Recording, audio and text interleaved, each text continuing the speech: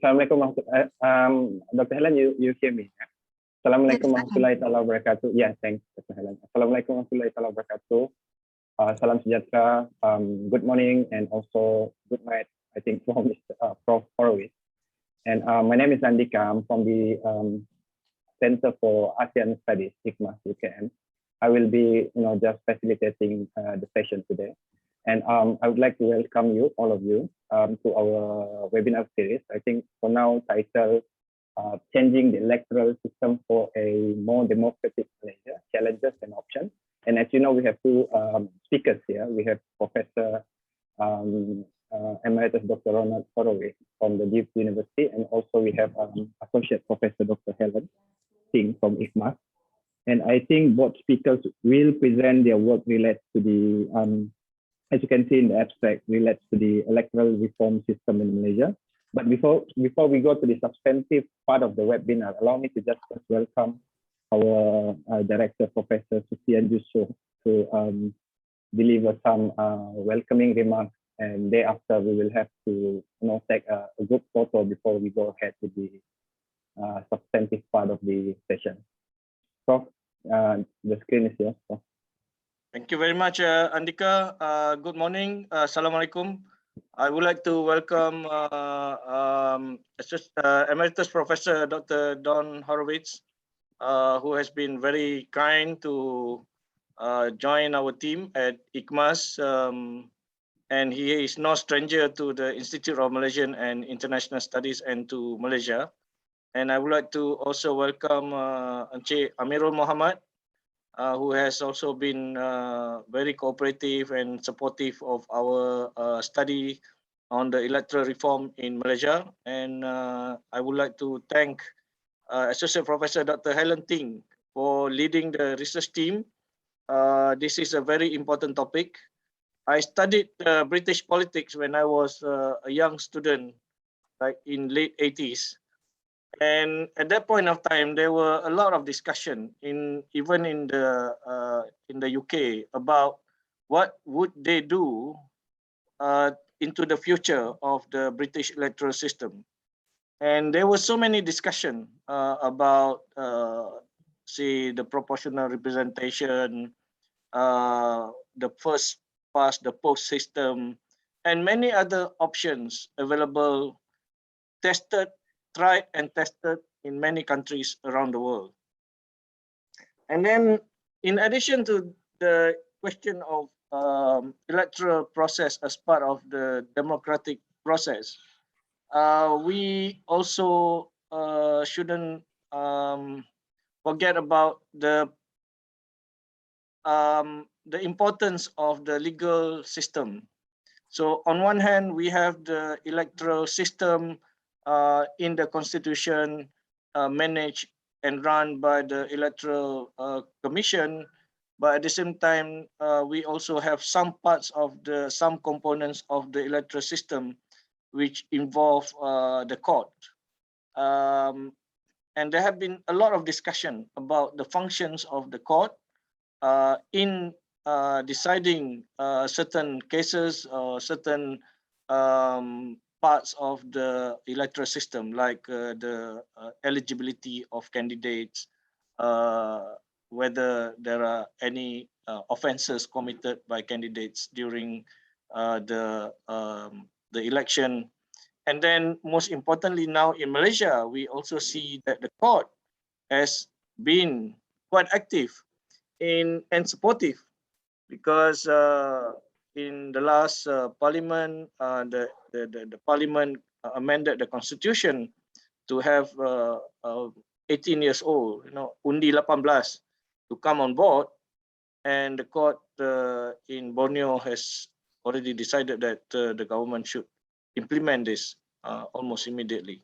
So there are a lot of things moving about. There are many activities in the country regarding the electoral reform process. We want to see the thriving democracy in Malaysia to be really bring benefits to the people of the country.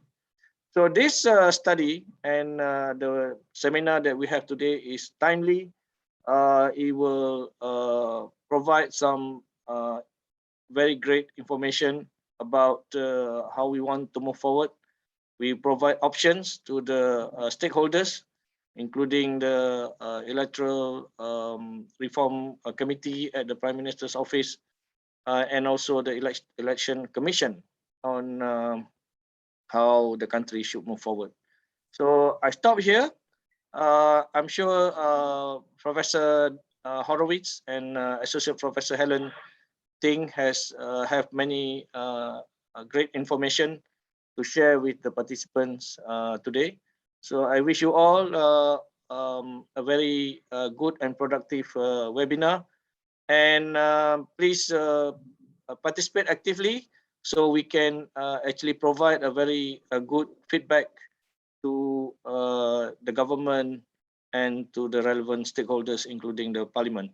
So thank you, Andika, and thank you, Don and Helen, and also Amirul for initiating this project. Thank you very much. And I would like to also thank the funder, Mari, for providing the funding for this project. Thank you very much. Thank you very much, Prof, for your sweet remarks and short. Let me, give you, there's one note here. You can actually look at your chat box. There are 2 documents being shared by Abdul Rahim. So I think you can have a look at your chat box, see the glossary and another document, and I guess from Prof Horowitz. So you can see in the chat box. Just before we go to the session, I was asked to actually, for all of us to turn on your video, your camera, so that you can take a good photo before we go ahead.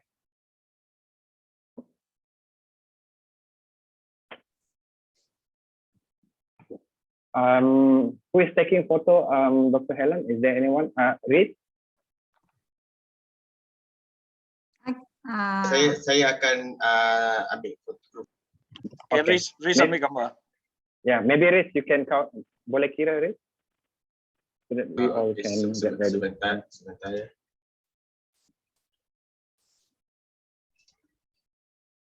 Okay, ready? 1, 2, 3. Okay, one more. Ready? 1, 2, 3. Okay, Riz, thank you.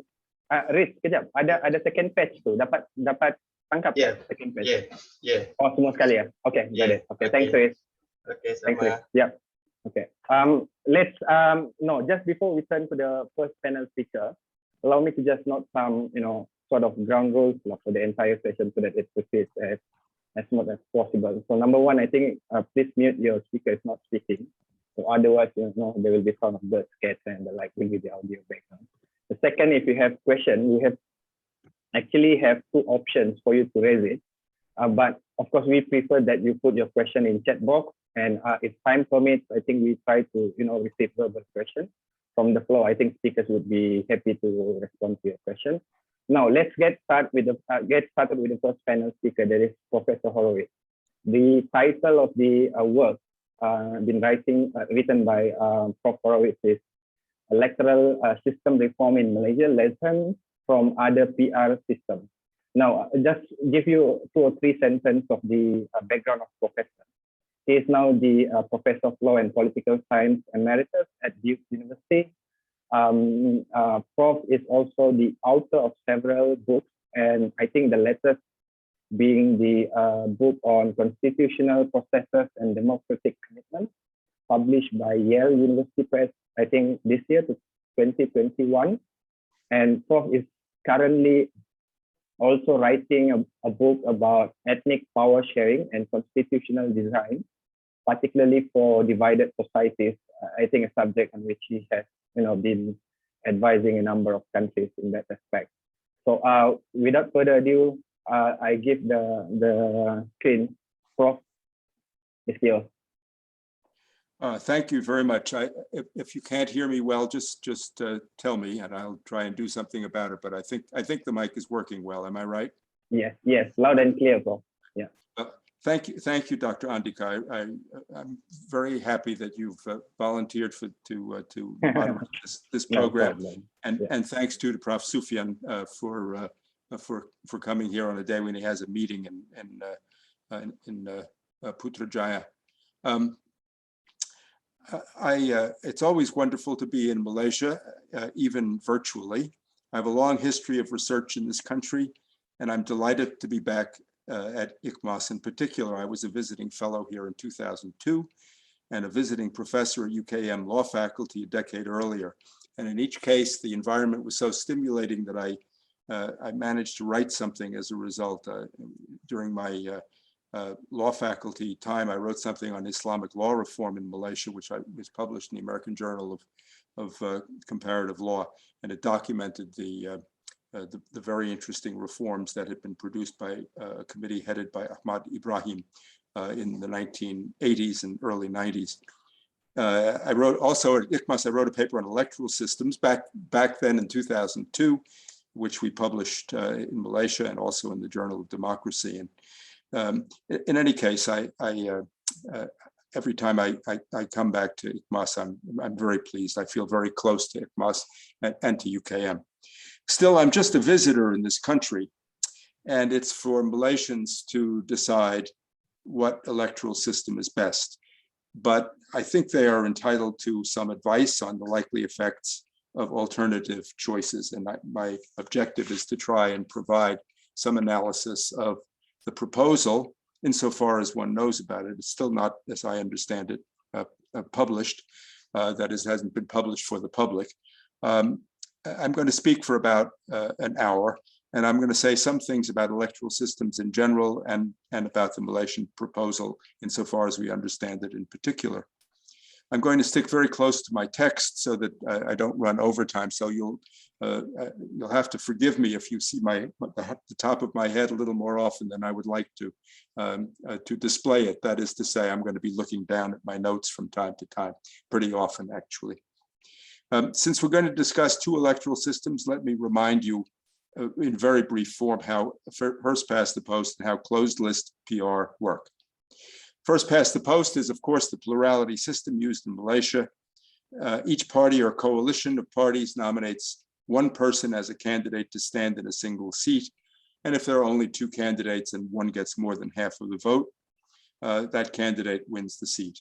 If there are more than two candidates for that seat, the one with the largest number of votes, even if it's short of 50%, wins the seats. That's, after all, a plurality, not a majority. But first past the post is a plurality system. Now, because of this, first past the post doesn't always produce a close correspondence of total votes won to total seats won. It tends to favor the largest party or coalitions with what's frequently called in the trade a seat bonus. So if the largest party or coalition wins, say, 55% of the total vote, it might win 60 or 65% of the seats, or even more for that matter. It depends on how many seats it won with a plurality as against how many it won with a majority and how large those pluralities and majorities actually were. It's impossible to say in advance, but the seat bonus is very common. But there's an offsetting advantage. In fact, there are several offsetting advantages. First past the post usually produces a clear winner of the election, not just in the constituency, but typically in the country as a whole. And it makes it easy, therefore, to form majority governments. Again, not always, no rule of electoral system is always and ever, but generally speaking, it makes it easy to form majority governments. It produces, in addition, members of parliament dedicated to serving their constituency. The MP knows the constituency and the voters know the MP. And if the MP doesn't perform well, the voters will let him know at the next election, or her know at the next election. Thirdly, first past the post prevents small, fringe, or extremist parties from winning a large number of seats because they find it difficult to get to a plurality, and therefore they can't win a large number of seats typically. Now let's sketch in closed list PR, because that seems to be what the ERC had in mind. It can only be used in multi-member constituencies, that is, those in which there are multiple seats elected for each constituency at the same time by the voters, not just one being contested. The voters vote for all. so that multiple winners are decided all at once. How does it actually work? The ERC seems to have contemplated that each state of Malaysia will be a single constituency, from 3 states in Perlis to 22 in Selangor to 31 in Sarawak, which has, of course, the largest number of seats. So apparently the idea is to keep the current apportionment of seats by states. In each constituency, each party or coalition puts up a list of candidates in ranked order. So in a constituency with, let us say, 10 seats, Party A lists candidates 1 through 10, with 1 being the most favored candidate, the candidate who will win a seat first on the basis of a small fraction of the total vote. B does the same, Party C does the same, and so on. If A's list wins 30% of the vote, let us say, its top 3 candidates on the list, that's 30% of 10 candidates, its top 3 candidates on the list should in general be elected.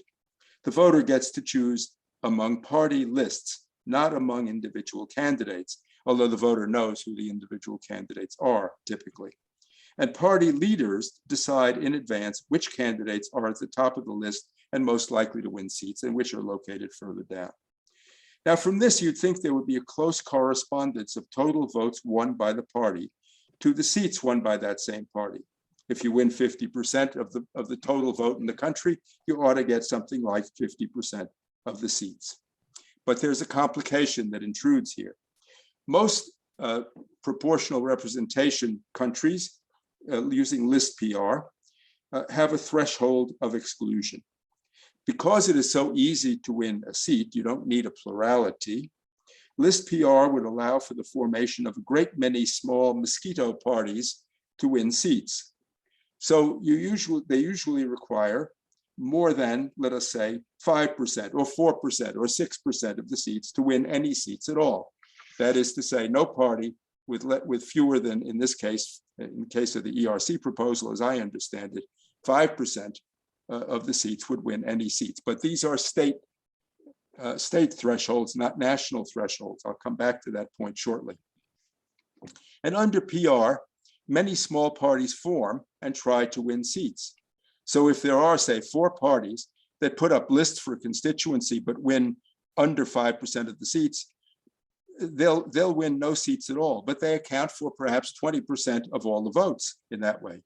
So parties that do win seats will get a seat bonus because they can win on fewer votes out of the total. Usually this is a much smaller seat bonus than under first past the post, but not always, as I'll show you in a few minutes. As a matter of fact, I can show you right now. In the most recent Indonesian list PR elections and the Tunisian list PR elections, in both cases, the most recent ones, there were in percentage terms more voters who voted for small parties that won no seats and therefore whose votes elected no one than there were in Malaysia's 2018 plurality elections whose votes elected no one. In other words, they had in Tunisia and Indonesia many more wasted votes than in Malaysia. More voters elected no candidates than did that in Malaysia. More votes were wasted in that sense in those 2 countries than under those 2 PR countries than were wasted in Malaysia. In Tunisia, when they had to form a government, it took many months until a 5-party coalition came together with only 48.8% of the seats on only 36.3% of the vote. So you see that from this figure that those 5 parties got quite a considerable seat bonus, even under PR, because of the large number of wasted votes. But there's more. And by the way, Tunisia in this election had no threshold whatsoever, which encouraged many more small parties to take their chances and lose. Indonesia, by contrast, has a 4% threshold. There's more. In large states of Malaysia, with a 5% threshold at the state level, which is very unusual. As far as I know, there are only 3 countries that have state level or province level thresholds rather than national level thresholds: Spain, Lebanon, and Belgium. But in large Malaysian states with a 5% threshold, small regional parties will be able to win seats. And these small parties would very likely be based on ethnic affinities or regional affinities, especially, in fact, regional affinities. The proliferation of parties under list PR makes it unprofitable for them to bunch toward a central point of the political spectrum, where they would need to contend with bigger parties. The more competitors in a party spectrum, think about this in terms of a line with two endpoints, which you call the extremes, and then a center, which is obviously called the center. The more competitors there are in such a party spectrum, the more they would be led to advocate extreme positions, because they don't want to be competing at the center point of the spectrum with larger parties. And in Malaysia, the spectrum highlights ethnic and religious claims and demands, and regional, especially in Sabah and Sarawak, regional claims and demands, and extremism is to be expected in a list PR system in relation to those. The median state constituency in Malaysia has a bit more than 13 seats. By the median, I mean the midpoint of the total number of seats and constituencies, a bit more than 13 seats, a large number, which can be expected to produce a proliferation in the number of parties contesting. It's much easier for a party with a narrow base to win a seat under PR with a 5% state threshold in a large multi-member constituency than it is to win a seat with a plurality requirement in a single-member constituency. That's just arithmetic. But I have to say that was a curious choice to set the threshold in each state. It looks as if it was a device almost designed, I'm sure it wasn't designed this way, but I want to make a smart alecky comment about it, if you'll forgive me, almost designed to revive state level allegiances in Malaysia of the sort that one found a century ago. So Malaysians have to decide whether they like this prospect. Of course, that is a feature that's pretty easily changed if the proposal becomes one that is seriously debated and becomes a plausible proposal for adoption. Note also that list PR gives party leaders great power because they construct the lists, and the voters must choose one list that party leaders have decided upon based on position, and the lists are, of course, based on positions on the list from the top down. And in a large constituency, there's no real incentive for an MP to serve the constituents. The constituency in a Malaysian state is so large that no particular member of parliament elected in a list system will have a strong incentive to pull out from the total state one territorial area that MP cultivates in the same way as a first past the post MP cultivates the residents and voters of a particular first past the post constituency, much smaller than a given state. Now,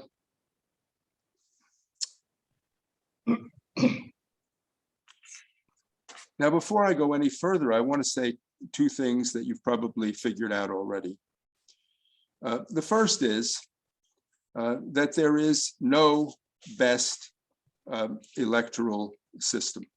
There is only a system that is best under the circumstances, and those vary from country to country. There's no fairest system to represent opinions in a society either, even if that were the only function to be performed by an electoral system. That is to say, some people think the function of an electoral system is reliably to represent the political opinions of the voters.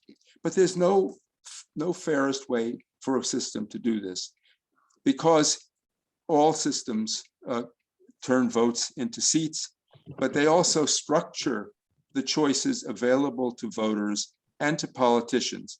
And in doing so, no system can straightforwardly simply reflect the preferences of voters. The electoral systems aggregate preferences. They don't just translate them. And every system structures voter preferences as it opens some choices to voters and closes other choices to voters.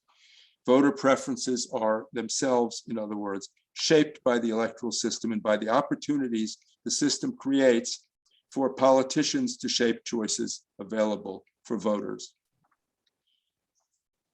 As a matter of fact, an electoral system does more than that.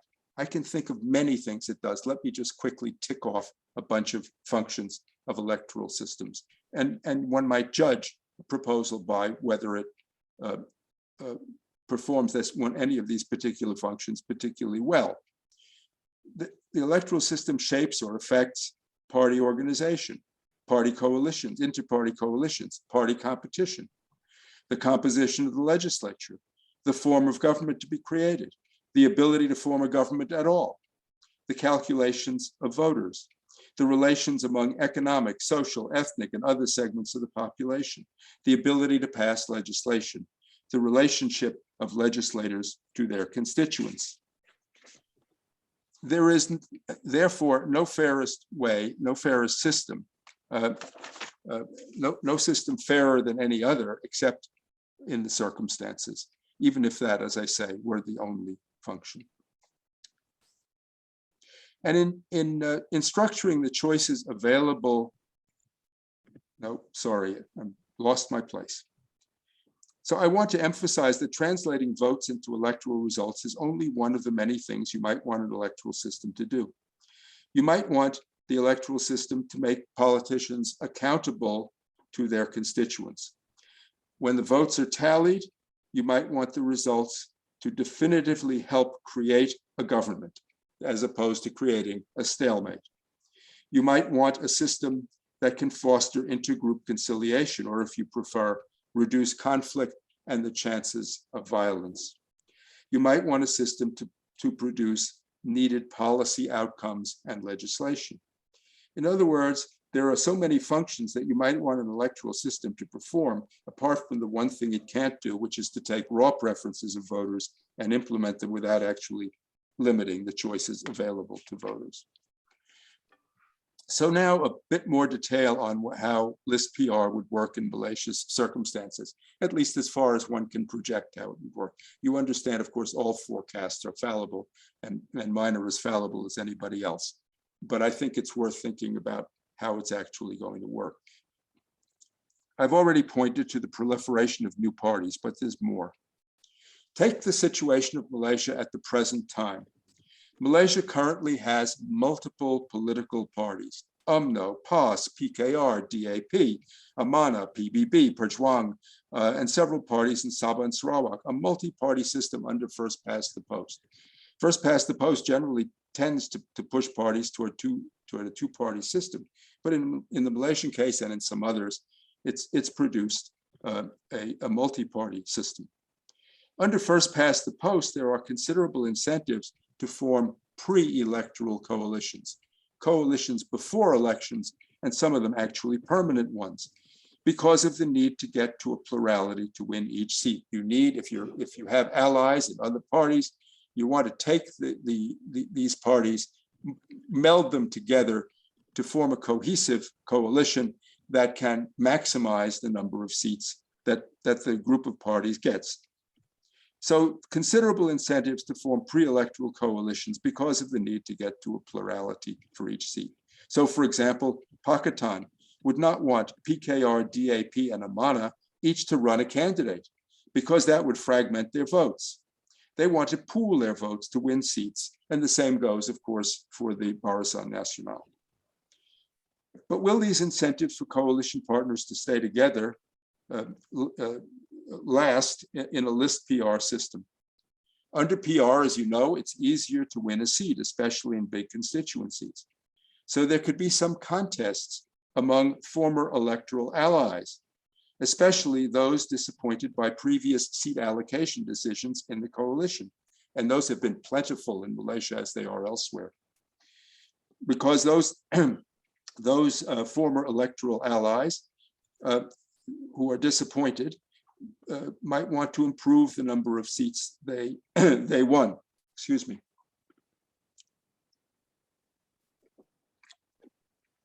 The same goes for political parties. Will the solidarity of parties that are now unified hold when one faction thinks it can win more seats than it did previously. We've seen that the Malaysian party and coalition system is in flux, and that puts it mildly. In the last couple of years, you know better than I do exactly how much flux it is in. And it seems possible that some big tent parties like UMNO or PKR or DAP might suffer splits along personal, factional, or ideological lines, if, as some of them did in 2019-20, after PR is implemented. Since PR allows smaller parties to win seats, the prospect of winning seats on fewer votes than are required under first past the post may encourage a go-it-alone mentality in some currently existing parties. As of today, it's not a sure thing that any party or coalition will be able to form a government in Malaysia, even under the current first past the post. PR often makes government formation after elections harder. Germany, as you know, just had an election on Sunday. It has mixed member PR, which produces a proportional result. In that electoral system, as of the election of last Sunday, the largest party only had about a quarter of the seats. And it's not clear what combination of the four major parties will eventually produce a majority of seats. Tunisia, Belgium, Lebanon, and some other PR countries have often been without governments for months, even years in the case of Belgium, because they can't get a working coalition together. Now, there are two kinds of coalitions. I mentioned earlier Malaysia's coalitions formed before elections to secure recurrent pluralities and maximize the chances of success. Pre-electoral coalitions must compose their differences in advance of the elections in order to make sure that they can maximize their vote. Malaysia has benefited from having pre-electoral coalitions in a great many ways. But PR coalitions, by contrast, are much more likely to form after elections in a rushed negotiation through the mechanism of horse trading to get to a majority.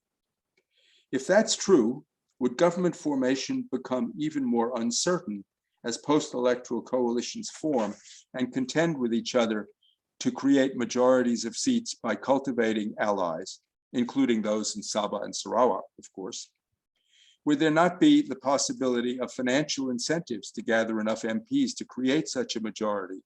Are we going to be talking about money politics yet again? And would there be last-minute defections? I'm not sure.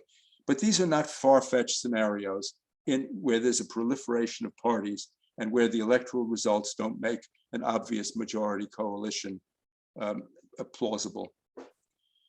A well-known political leader, you'd recognize his name instantly if I were able to tell it to you, told me years ago that, quote, in this country, you need not just a majority to govern, but a thumping majority, unquote. With PR, that becomes more difficult in a fragmented party system. And in Malaysia, delays in forming a government can be dangerous. They have on occasion been in the past.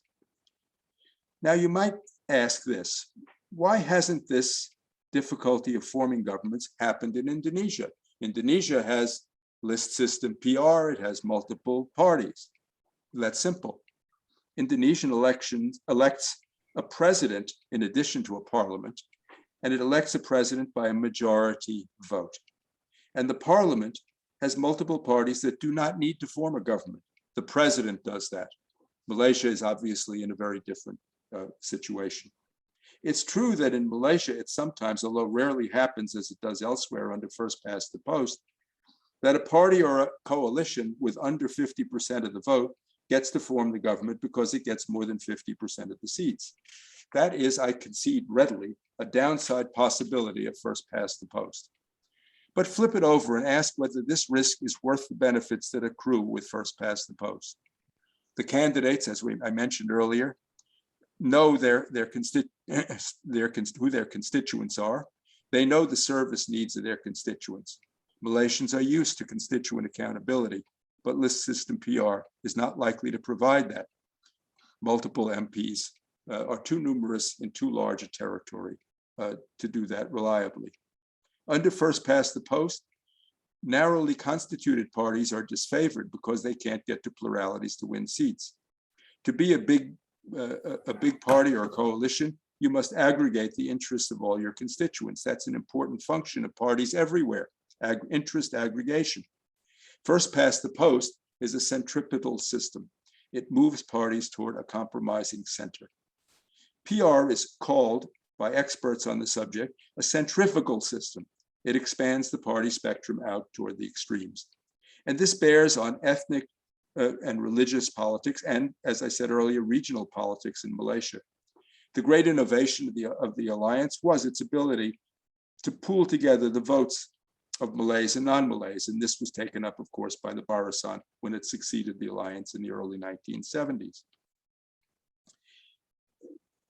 Of course, over time, this changed, but then opposition coalitions took over the same method and with their own arrangements to pool votes across group and party lines in favor of the single candidates they put up as a coalition. In Malaysia, this system has certainly not produced a completely harmonious polity or society. I'm not telling you anything you don't know. But things could have been and still could be very much worse without it. Sri Lanka has list PR and wholly ethnic parties with habitual violence, a 26-year civil war, and no effort to solve the problems of the Tamils there. In fact, one recently failed effort at a new constitution after the very favorable election results of 2015. This brings me to PR and the capacity of governments to adopt coherent programs, especially programs of reform. PR in the context of many parties can make it hard to get to a 2/3 majority for constitutional change. And small parties are likely to demand payoffs to lend their support. A fragmented party system is not conducive to adoption of any coherent scheme of public policy, but rather various episodes of ad hoc compromises. Now, after all this criticism, I know what you're thinking. You may think Horowitz is really, 1, hostile to PR, and 2, hostile to changing the first past the post system in Malaysia. But you'd be wrong on both counts. Let me show you what I mean.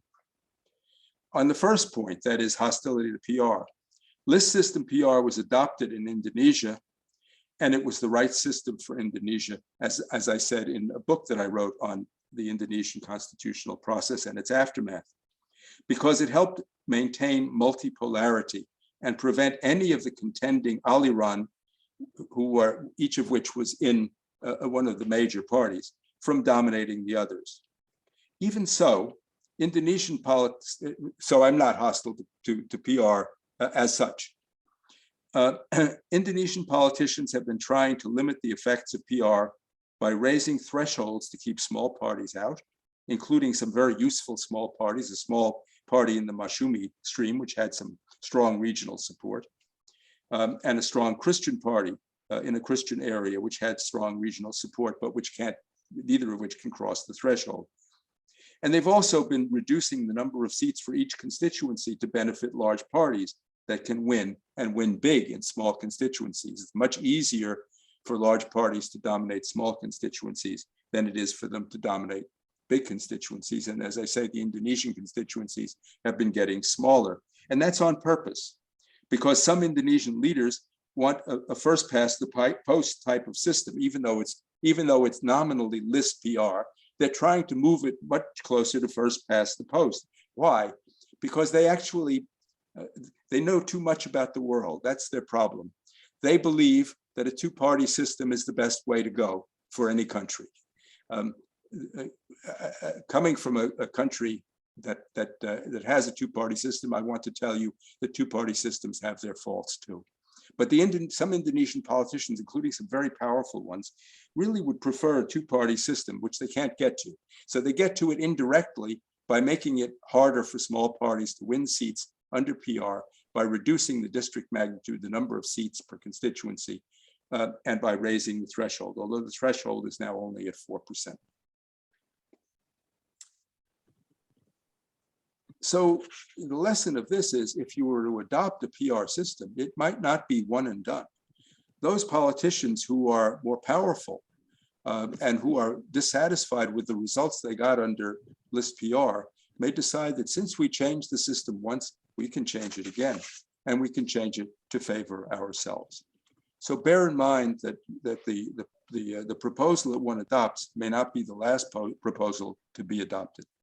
Now, on the second point about deficiencies in first past the post in Malaysia, excuse me.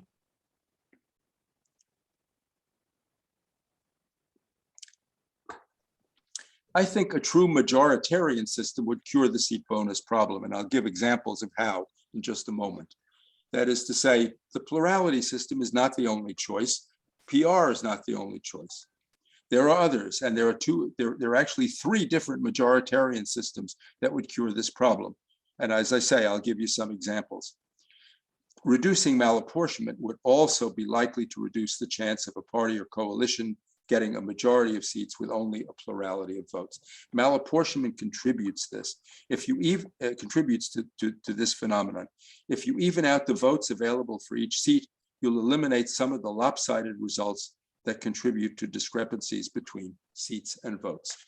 I know perfectly well that this is not necessarily feasible anytime soon because it requires a constitutional amendment for which there is certainly not a consensus at this time.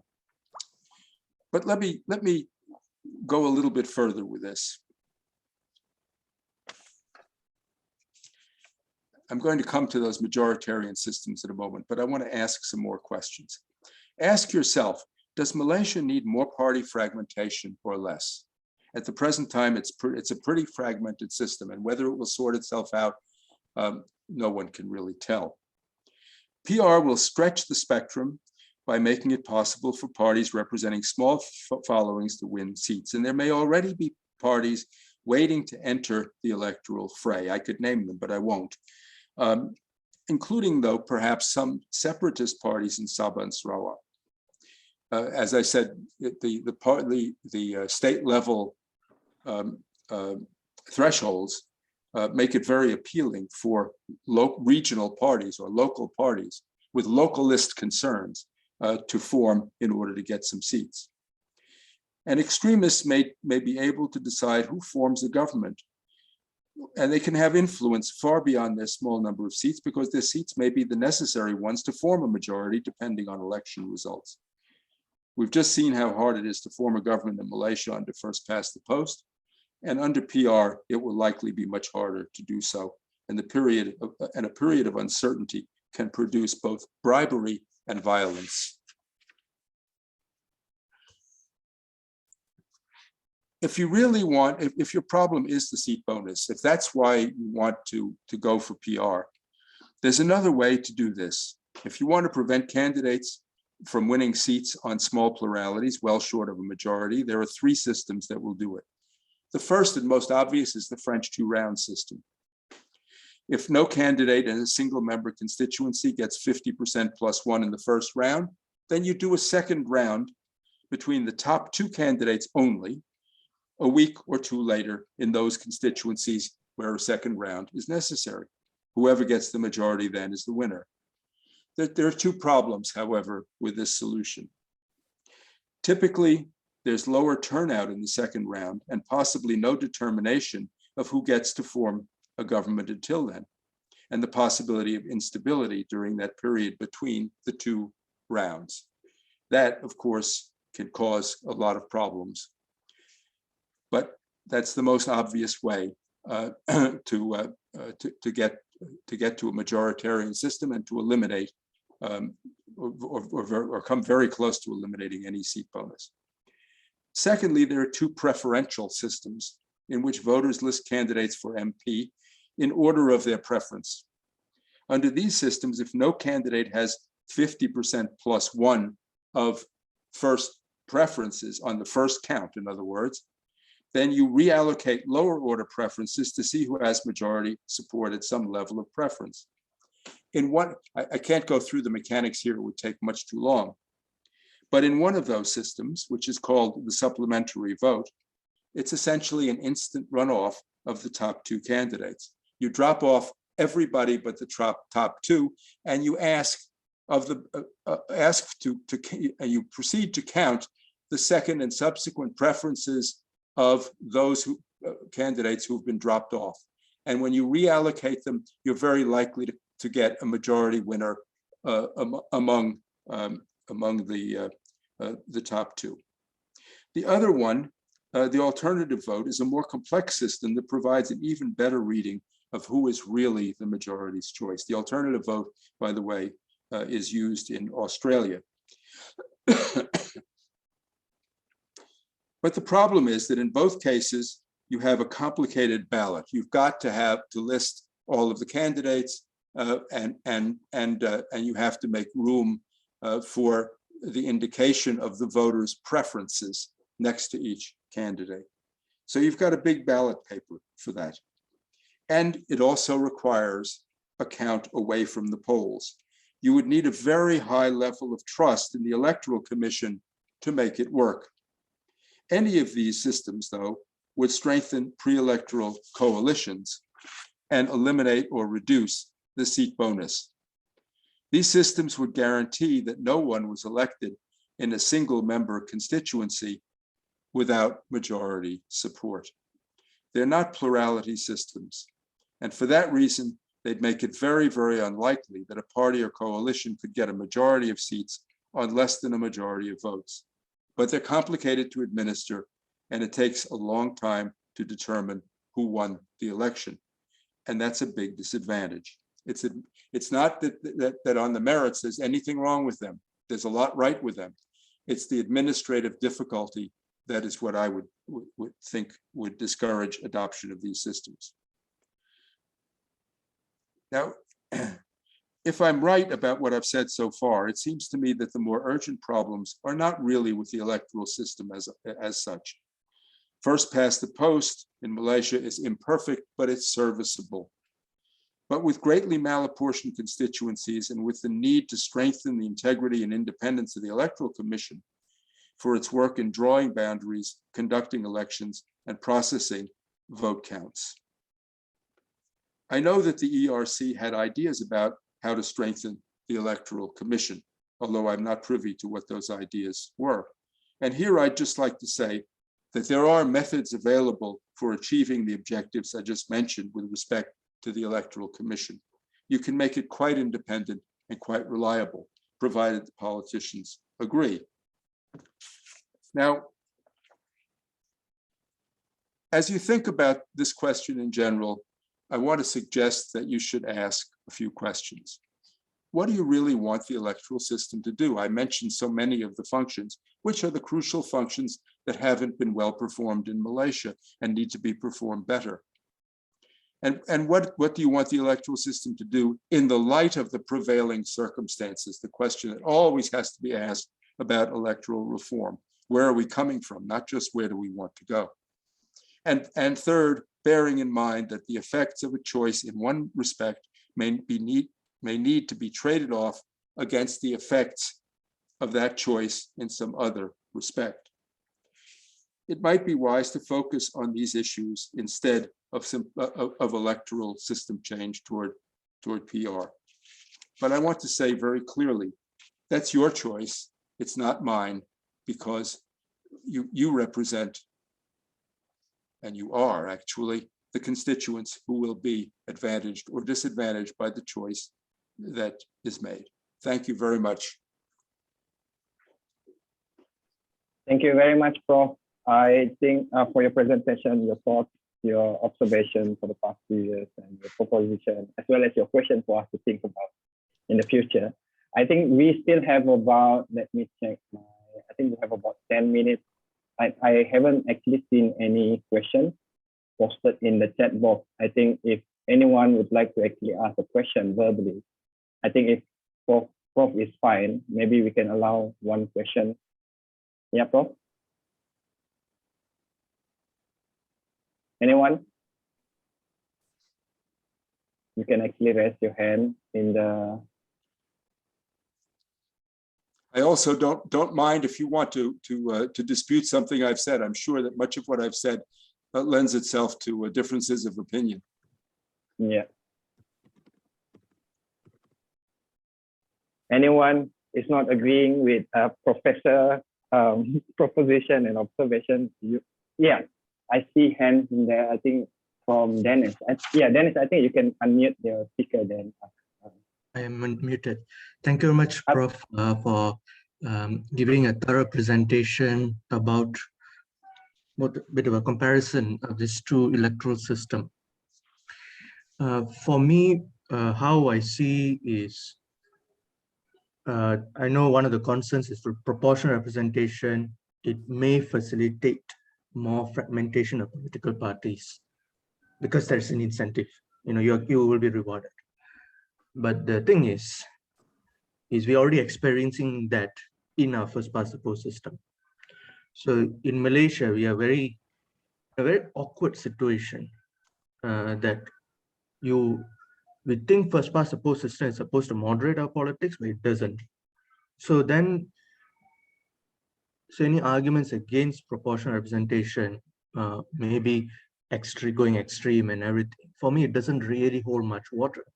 Because then I think we need to see what can we learn from the South African experience, which they ditched first past the post system for complete PR. And this is something that maybe if you have any idea of why South Africa made that such change during the transition from the apartheid regime. Yes, I know why they did it. The ANC was quite hostile to proportional representation to begin with. They thought it was going to be a way of dividing up the ANC and taking a majority and turning it into a series of minorities. So they thought it was contrary to their electoral interest.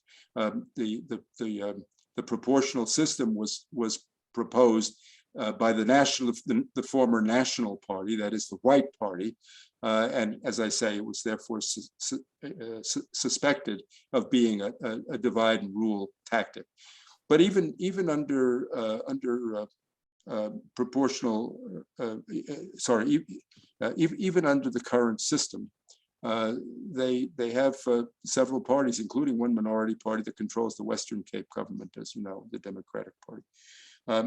But that's the reason. They didn't have, to begin with, the kind of fragmentation. They weren't starting with the kind of fragmentation that Malaysia is starting with. So if you start with fragmentation and you add to it a system that incentivizes further fragmentation, I think you'll get the further fragmentation.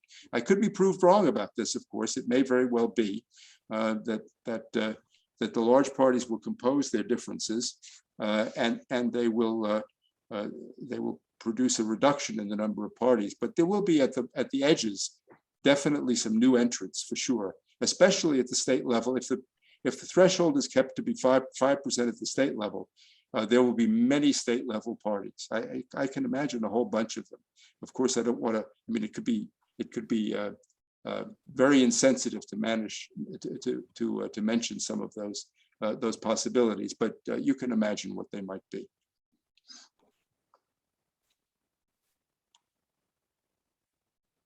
Thank you, Prof. Thank you, Dinesh. Anyone else? I think we still have about 2-3 minutes. If you have last question for Prof to respond.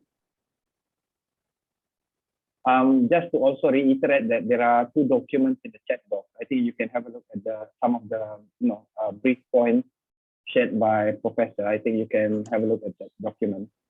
Yeah. Okay. So Dennis said thank you, Prof. Just in case, Prof, you're not looking at it from the chat box. So Dennis said thank you. I think Chinwat's hand is up, I believe. Yes. Yes, Chinwat. Hi, thank you. Good morning, Professor Horowitz. I'm out here, so I've just asked my question very briefly. I need to put in context that while close-list PR for parliamentary constituency was a suggestion by the ERC, some of us in the ERC, myself included, did not favor that. We actually want a mixed member majoritarian system.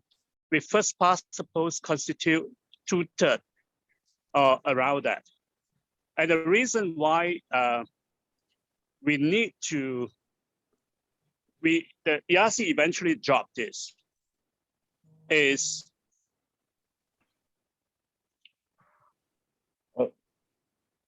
I think Chin Huat was just dropped off, or maybe the line breaking. It looks like his microphone is off. Okay, hello, can you hear me? Okay. Yes.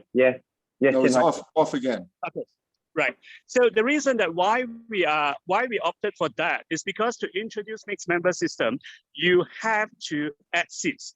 And the then Prime Minister Dr. Mahathir has decided not to have any additional seats.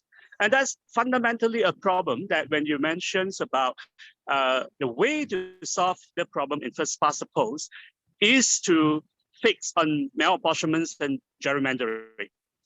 The reality in Malaysia that cannot work because Malaysians have since 1974 rejected the idea of reapportionment, which is very familiar in America. What it means is that in between, with every round of delimitation, then you have to reallocate the seats across the states, moving some seats from the less populated states to those that have more populations or higher population growth, and therefore there will be winner and loser at the state level. But Malaysians like to think that both politicians and voters like to think that once constituencies are created, that become their birthright. You can only create jobs, you cannot take away jobs across the state. And therefore, one important features of Malaysia First Past the Post is cyclical increase of constituency. And that is favored by politicians, including those with political science training. They think that that's the only way out. And in ERC, some of us fought hard to argue that say, now you need to solve that problem. And the only way is to smartly introduce mixed member system. So you take time over maybe 1-2 elections to adjust the number of seats across the state. And therefore the list PR component would actually compensatory for interstate differences. And over time, you align it back to a national ratio. But that was rejected. So therefore, to allow some change, the committee agreed, or decided, I would rather say, decided to actually have list PR. And I personally see list PR can be a disaster for the reason that you're going to, as what you have pointed out, you're going to concentrate the numbers of the power in the hands of party leaders, and therefore encourage more splintering. But I'm not convinced that first past the post is the set of imperfection that best suit Malaysia. But I would not want to take further. I just like to ask, seek your enlightenment on your view of the feasibility and desirability of a mixed member majoritarian system for Malaysia. Yes, I'm glad you asked that. Thanks, Chin Huat, very much, because it's something I've thought about, not very deeply, but modestly from time to time. I'm very impressed with what happened with mixed member non-proportional in Japan. It was supposed to introduce the possibility of two-party politics in Japan and to kill the dominance of the Liberal Democratic Party. But instead, it didn't do that. The Liberal Democratic Party is back as strong as it was before, in fact, even stronger these days. So I think, and this is, I mean, we could go into the German system, which is proportional. The German system is experiencing now the growth of parties on the flanks, both on the reasonable flanks and on the extreme flanks, which is detracting from the two main parties. And that's because of the proportional features. So they're getting not as much fragmentation as I would expect in Malaysia, but they're getting quite a lot of fragmentation, enough so that the two main parties each got only a quarter of the vote, and they have only they have a limited number of parties with whom they might coalesce to form a government. Those parties, of course, are in the catbird seat. They have a very good possibility of threatening to withhold their assent unless they get exactly what they want. And what they want is, of course, opposed in the case of the Greens and in the case of the Free Democrats. But what I really want to say about mixed member systems is when you mix things up, when you have two systems working in a particular country, you've got to fine tune this really carefully to get what you want to get, because when you have mixed systems, you're very much likely to get unforeseen consequences as a result. You know, there's a very considerable student of electoral systems by the name of Rain Tagapera. I'm sure you know him, Chinpat. He was once the president of Estonia, actually, and he began life as a mathematician, and that's what got him into electoral systems. And his mantra, what he says all the time, is always the same: don't get too complicated, because the more complicated you get, the less foreseeable the outcome. And that's the way I feel about mixed member systems. I think we have a pretty good range of possibilities without going to trying to fine tune mixed member systems to achieve particular results. It's hard enough to achieve particular results with the actual systems we're starting with, and to combine them, I think, is likely to enhance the unforeseeability of the outcomes. Thank I you, think there's Prof. a hand by Amaru. Yeah, I think last question from Mr. Amaral. Yeah, Okay. Mr. Amaral. Okay, thank you, Andika. Well, what I'm going to say here is my personal opinion, got nothing to do with ERC. Of course, I have to make it clear here. Well, the possibility of changing of electoral system in Malaysia, I don't see that thing happening maybe in my lifetime. Yes. Because Malaysians are familiar with the system, and changing it will be a disaster for everybody. So taking the same system that we have now, do you think that we can have a better system if other changes, other determinants are changed? We saw during our what we went through, we saw a lot of other things that actually contributed to what we have now rather than the system itself. So changing the system in Malaysia, well, even the committee was supposed to agree on that thing, cannot agree. What more the country? So your views, sir, is there other things that we should be looking at rather than system itself? Well, I really do believe that malapportionment is an urgent necessity to cure, because it's gotten so extreme. And I don't know if you know the work of Kai Ostwald. He's been studying electoral outcomes in this country, and he's figured out that malapportionment is principally designed not to benefit Malays, not to benefit the Barisan National, but to benefit UMNO. That is, when UMNO was in power, its malapportionment exercises were calculated to maximize its enhanced seats. So one way to do this would be to take away the power of the politicians, if they're willing to accede to this. Of course, they may not be, but you have to think about all the possibilities. One way would be to limit their power to do apportionment and to give it to the EC, so that even if there's malapportionment, it's not going to be to benefit a particular political party. And so the EC can also make some changes at the edges. I think that empowering the EC might very well be one way to make changes in the electoral system without changing the electoral system. That's point one. Point two, I want to call your attention again to the two-round system, because the two-round system is amenable to some modest changes. That is to say, you don't have to go the whole way and say every time somebody doesn't get to 50% plus one, we're going to have a runoff. No, you could say we'll have a threshold. If you're going to win on a plurality, the plurality had better be at least 40%. If you don't have a 40% plurality, we're going to send you to a runoff. Now that will reduce the number of runoffs because some considerable number of candidates, you'd have to research this, but some considerable number of candidates may very well win a plurality with between 40 and 50%. There aren't that many candidates that win pluralities with 30%. But if there are such people, those people should go to those candidates. The top two should go to a runoff, and then you won't have this whole country going to a runoff because there's so many parties that nobody got to a plurality. They all, the highest number was 47% or something like that.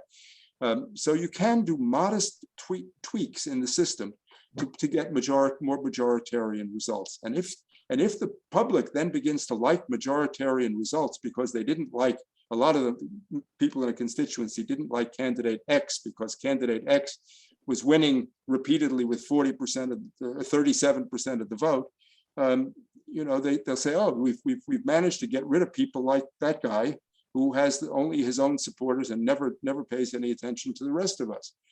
So I think this one way to cultivate public opinion is to go to a majoritarian 2-round system. It's the simplest of the 3 I mentioned to administer, by setting a threshold for that at lower than 50%, so that people who get really poor plurality maybe are beating their opponents by only 1%, but at the 30% level or something like that.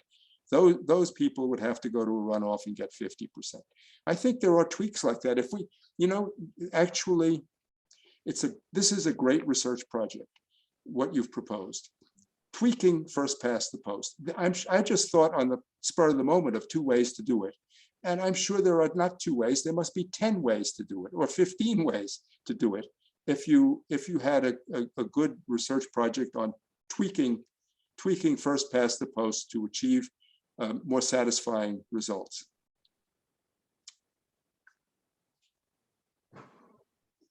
Thank you, Prof. I think we come to the end for Prof's session. I think it's already very late night in the US, if I'm not mistaken. And thank you again, Prof, for your thoughts and your perspective as well. And we wish you have a good rest. And hopefully when you wake up tomorrow, you have already changed the system. Still optimistic about that. Thank you, Prof, once again. And thank you. Yeah. I want to watch the next session here. Okay. Let's move to the second panel speaker. Our beloved Associate Professor Dr. Helen Ting. I think she will present. I think the work, the title is Electoral System Reform, but on public perception and options. Just a little bit background of Dr. Helen. So Dr. Helen's research interests include a range of issues related to identity and agency, national integration, politics, of national identity, history, education, interethnic and interreligious relations.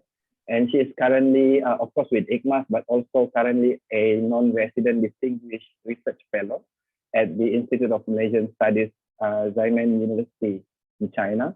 And her publication includes some of them cross-ethnic vote pooling in West Malaysia, the Malaysian Chinese Association and Democratic Action Party compared. So basically it's a comparison. And Chinese politics in the 2016 Sarawak state election, a case studies of Dudong and Bawang. With that, I think I give the screen to Dr. Helen. Dr. Helen? Okay, thank you, Andika. You seem to have introduced me more than Prof. Horowitz. No, because Prof is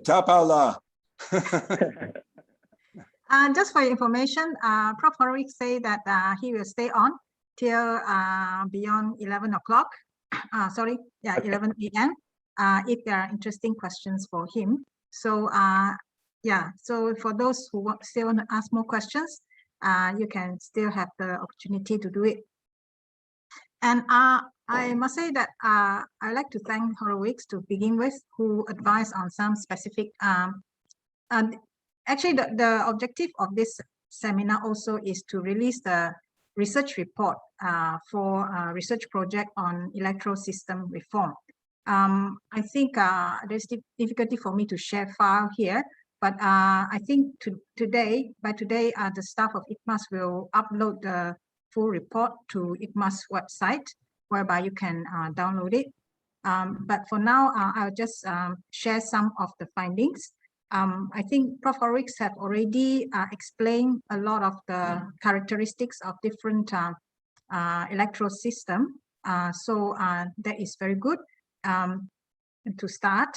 And I will go straight into So this is the outline of my presentation. Basically, my approach is this. You know, when this project was conceived, research project was conceived, as Prof. Horik says, you know, when you want to change an electoral system, what are the things you want to fix? So I started with that question. So to do that, actually, I did some focus group discussions plus survey, because from information from focus group discussions, they are qualitative, and you can't really say, you know, which opinion is more dominant. So the survey would try to sort of find out whether this type of opinion is, you know, prevalent or not. And secondly, also, I have interviewed CSO leaders plus political party leaders to find out their views on why they think, if they support or oppose to electoral system change, you know, what are the reasons. So I think basically I have identified, based on all this exercise, that there are 4 major reasons. There are other small reasons, but I think these are the 4 major reasons for which people are, those people, yeah, not all people, but those people who are in support of changing to some form of proportional component, yeah, of our electoral system. And the 4 are: one is the issue of malapportionment and gerrymandering, which Prof. Horik has talked a lot about. And secondly, is about women's representation. And thirdly is the recent scene of party hopping and political instability. And lastly is the issue of small parties representation. Riz, boleh tolong mute yang lain.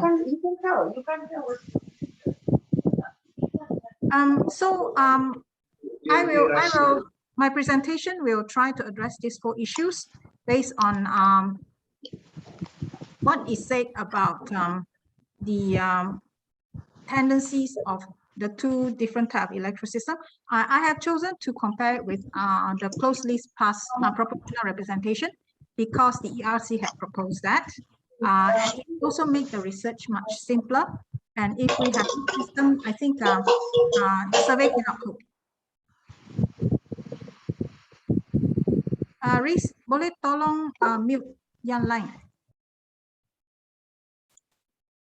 Okay, never mind. So let's go on. I think Prof. Horik have given a good introduction to the differences between different systems.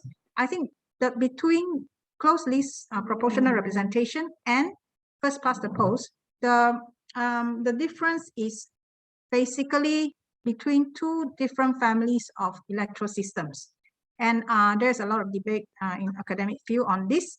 And they are following a very different logic in terms of the values, the principles they value, the outcome. Yeah, and just as so what we have, the first past the post is what is called majoritarian system, but some other scholars would call it adversarial system.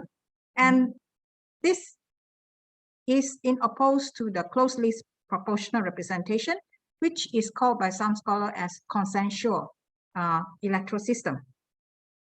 So the thing is, the characteristics of majoritarian system is that it facilitates more decisive electoral outcomes, and it emphasizes clear government in accountability, governability, and responsiveness.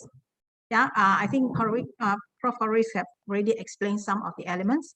And also, what the majoritarian system try to achieve is also to have effective parliamentary opposition to scrutinize government policies and actions, and for them to act as check and balance.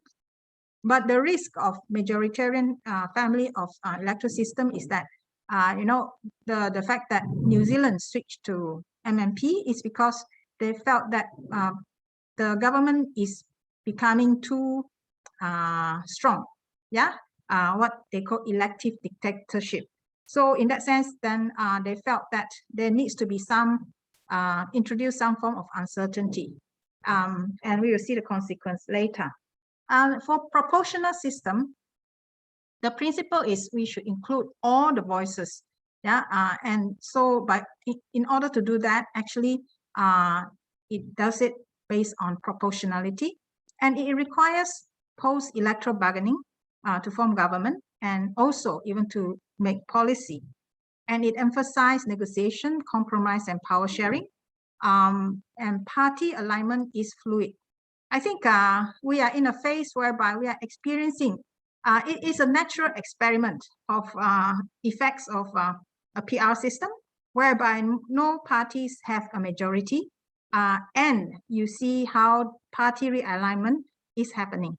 And you know that there is also a musical chair of the prime minister and so on. And the proportional system is it facilitates, and you know, very often you need to compromise because you don't have a majority, and sometimes there's this sense of betrayal, which is felt a lot by a lot of voters at the moment. So basically, these two systems, they have very different principles, but I think both have their own logic. Now, go straight into it. One issue is that, you know, as Prof. Horis pointed out, the issue of malapportionment and gerrymandering is very bad in our country, and there seems no way to fix it based on the experience before GE14. And that's why I think electoral reform movement have pushed further to want to change the system as a way to address it. Yeah, I just want to say that even though, you know, Ching Hua just now say that, you know, in his final suggestion to ERC, he had proposed the majoritarian system, but it is not clear based on public statements. And it is also not made clear about differences between MMM and proportional system. Most of the time, people are confused. And the main thing is people just say you want to introduce a proportional system, and sometimes people cannot differentiate between mixed system and PR system. I mean the CRP PR system. So I think that is an important element which blurs the debate, the public debate, which should be rectified. Because I think as we see, you know, not all PR systems are the same also. Now, with the, as we say, as just now Prof. Horis says, you know, if we introduce the CLPR system with the current interstate seat distribution, it would perpetuate interstate malapportionment. And just to give you a figure, in Sarawak, the average is 40K voters per constituency. In Perlis is 50K, whereas in Selangor is 110K. So you cannot expect this to fix malapportionment. I think per se is largely agreed with this, and this we are in agreement. So, but this is an example whereby even if you introduce the PR system, you may still have malapportionment. And here the malapportionment is introduced through inequitable allocation of seats. It does happen, all right? And secondly, it does not address the malapportionment issue at the state level, state DUN, Dewan Undangan Negeri level. So really, to introduce PR system to fix malapportionment in the way ERC had proposed is a no-go. Yeah, then, and under PR system, actually, you know, there are many variables which could also affect the proportionality. I think in Prof. Horis had explained some of them, but in the report also, I have given some of the examples. And the point is that the more proportional, let's say if West Malaysia is the whole West Malaysia is one single constituency, whereby you have to elect 165 MPs, then it could be very proportional. However, there are other effects. That means there is nobody who specifically represents Selangor or Perlis or Kedah or Johor. So you need to think carefully about that. Of course, I mean, there are other arguments saying that, you know, DUN can do the job, whereas the MPs should be focused on lawmaking. I disagree with that. I mean, there should be both, a bit of both elements. And I think public opinion is, I don't think they are in favor of that. And for electoral threshold, Prof. Horace had already pointed out, but also if there are many parties entering the competition, it could also affect the proportionality, because then the votes will be very fragmented. And here, then, in a way, it is not true that PR system does not have wasted votes. I tried to do a bit of survey, and I have a student from Iraq, and I came into contact, and they have changed their system, the open list PR, because they don't like it. Yeah. And there was more than 1 million wasted votes in the 2018 election in there, with more than 10% of wasted vote. The open list system in PR also in Indonesia, you also have more than about 10% of wasted vote. In Tunisia, as Prof. Horik said, the wasted vote was more than 20%. And the closed list proportional representation in Turkey is an extreme case. In 2002, actually 44% of the vote went unrepresented, because their threshold is fixed at 10%. So here we have to dispel the myth that it's an easy fix. We just switch to proportional system, we'll fix it. No, it depends on many other factors, and they don't necessarily fix the problem. And this is I stole this table from Kai's work. But if you look at these malapportionment scores, there are first past the post system here. There are PR system here. If you notice, Malaysia score is very low, is at 0.1725. But what I discovered was, see where is Indonesia. Indonesia also score very, very low, even though it is a PR system. And if you compare Indonesia with the Philippines, with India, actually there's more malapportionment compared with these first past the post countries, not to say other established democracies. So we should be careful that we think PR system could fix malapportionment. It is not true. And there was a regression analysis which was done by a group of scholars, including our advisor MP Ong Kiam Neng. They surveyed 160 countries with different with different systems, and they found that actually malapportionment is not related to electoral system. Their explanation is that it is related to the regime. When it is a competitive regime and authoritarian, then the malapportionment tend to be higher, because very often the control over the limitation and so on is in the hand of the executive, and they try to maximize the advantage. Whereas in a more democratic country, this will be reduced because there is a changeover of government. And with that, actually most parties, they would think, even though I'm in power now, I may not be in the next term, so I better fix this.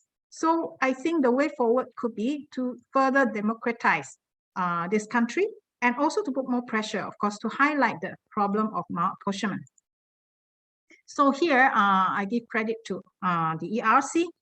These are all the proposals that was listed among the 49 recommendations.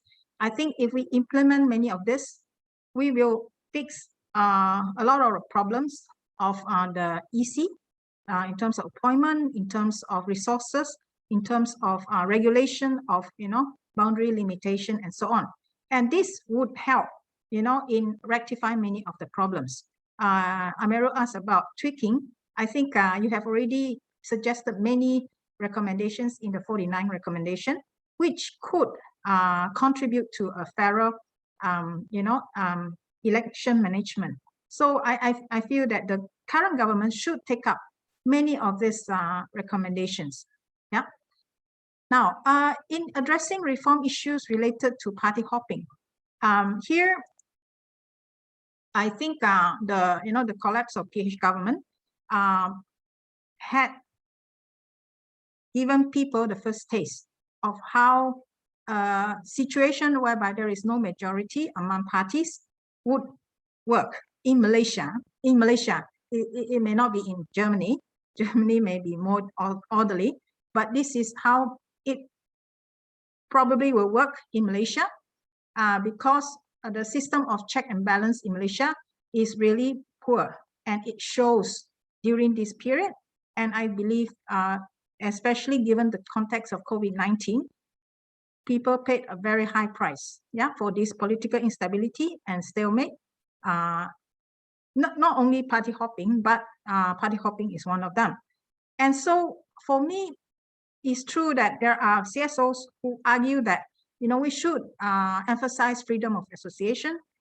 We should not have, party leaders should not have so much control over their MPs. I think in the Malaysian context, weighing the situation, I would feel that it's legitimate to limit this freedom of association, in exchange for this collective well-being. And even if we have anti-hopping law, the MP could contest again, the legislator. So that means that the mandate goes back to the people. It's not that, if there are legitimate reasons for the MP to switch party affiliation, they still have a chance to prove themselves to the people. And I think anti-hopping law is much more effective in curbing party hopping than recall election. I agree with Tan Sri Arif that recall election is difficult for it to work in Malaysia. So but I agree that, in terms of when you switch coalition, then it's hard for anti-hopping law to work. And in this sense, perhaps then, that measure, the measure to sort of restrain it could be to institute recall election. If there is, a party who gain the seats in a coalition and they pull out, perhaps they could be subject to recall election. Of course, it doesn't mean that people would. If people are happy that they pull out, they may not initiate any recall election. So again, it's up to the people, but at least it's a measure to restrain that. So as explained by Prof. Horowitz, the bonus seat effect of first past the post would facilitate a stronger party or coalition building, and also to form majority. And that is the problem with PR system, which I think we should really watch out. There was a webinar in Sunway University whereby a lady from New Zealand presented about the MMP system in New Zealand. And I saw in a slide that the MMP, since they implement the MMP, it took 10 to 58 days to form a government. I think New Zealand is very conciliatory and, consensual society. I don't know about Malaysia.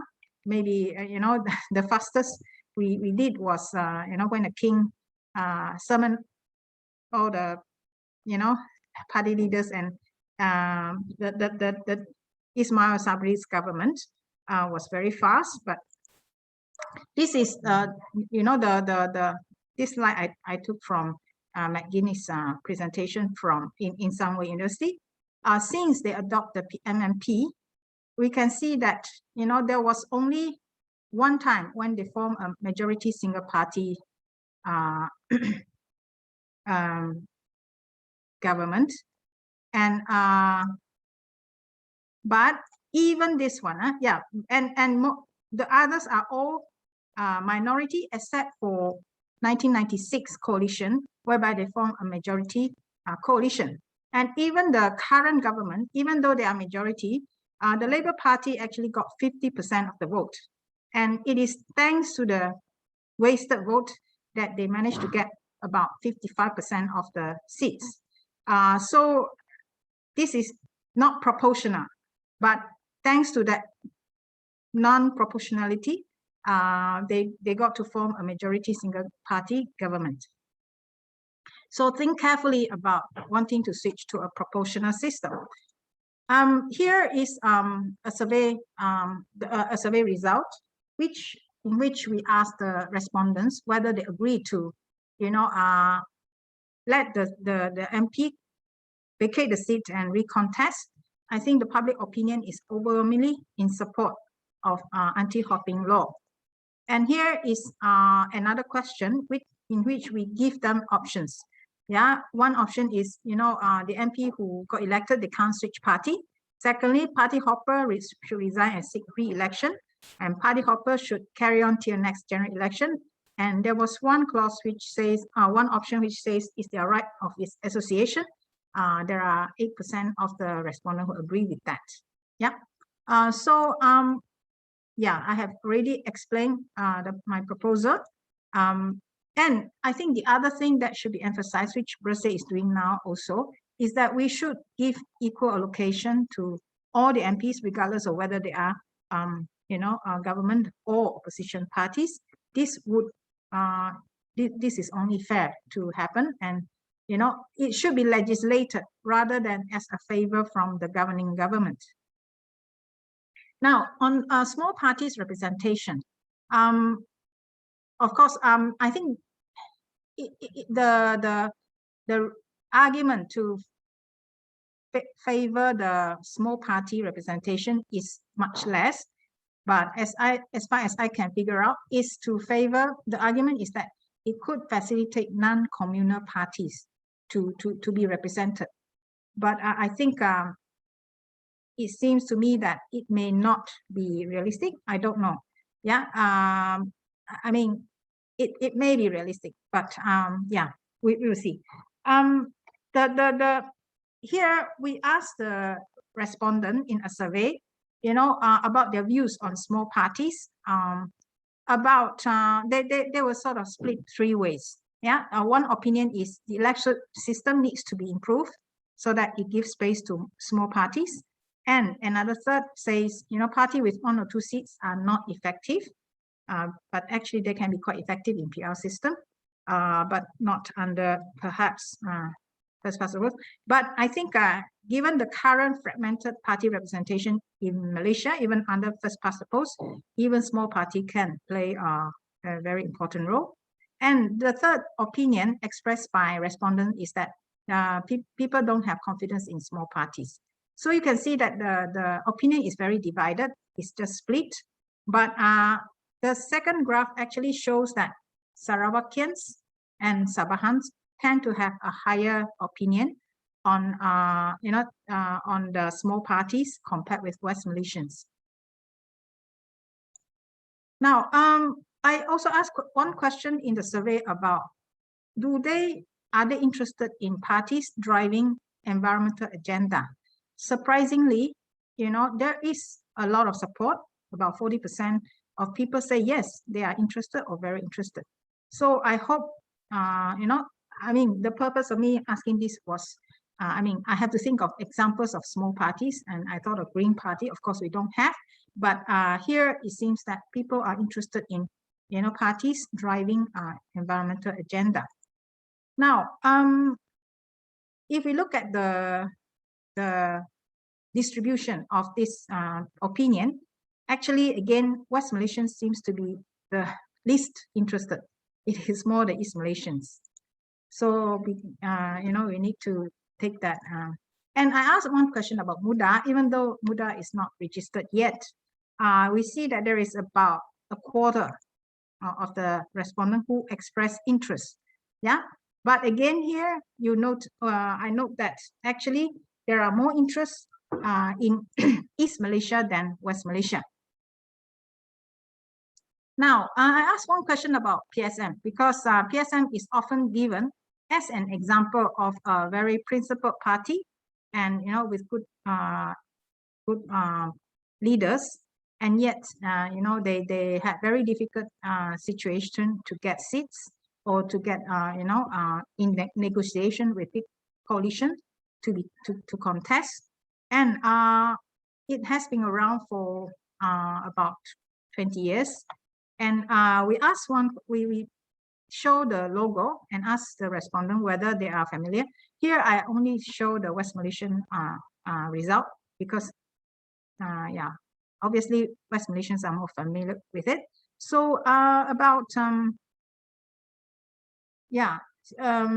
only about 25% say they are familiar, and also around that figure says that they know the logo. But when we ask whether they're interested to support, actually only about 6% say they are very interested or interested. Yeah, so here actually for me is an interesting observation or food for thought. Muda is a very young party, which is not even registered, but they have about 25% of expression of interest. Of course, it doesn't mean that all this will be translated into a vote, but what I mean is, you know, there is something else which is involved in terms of support for small parties. Yeah, and we can see that East Malaysians are actually more open to supporting small parties, even PSM and Muda. Comparatively, they show more interest than West Malaysians in to support them. So here, I think we need to think again whether it is merely the electoral system which sort of stop small parties from being represented, and so I feel that not all parties, small parties, will thrive under PR system. Even though with 6%, PSM could potentially get 10 seats out of, let's say, if you know what, the whole of West Malaysia is one single constituency. So it's true with PR system, it would facilitate their representation, but at the same time, other type of small parties may get even more support theoretically. Yeah, I don't know in real life how it will work out. But one point I would like to say is, I think it's an illusion to think that with the PR system, we will, you know, encourage the growth of non-communal or policy-based parties. I don't think it is a matter of electoral system. It's a matter of other factors, not electoral system.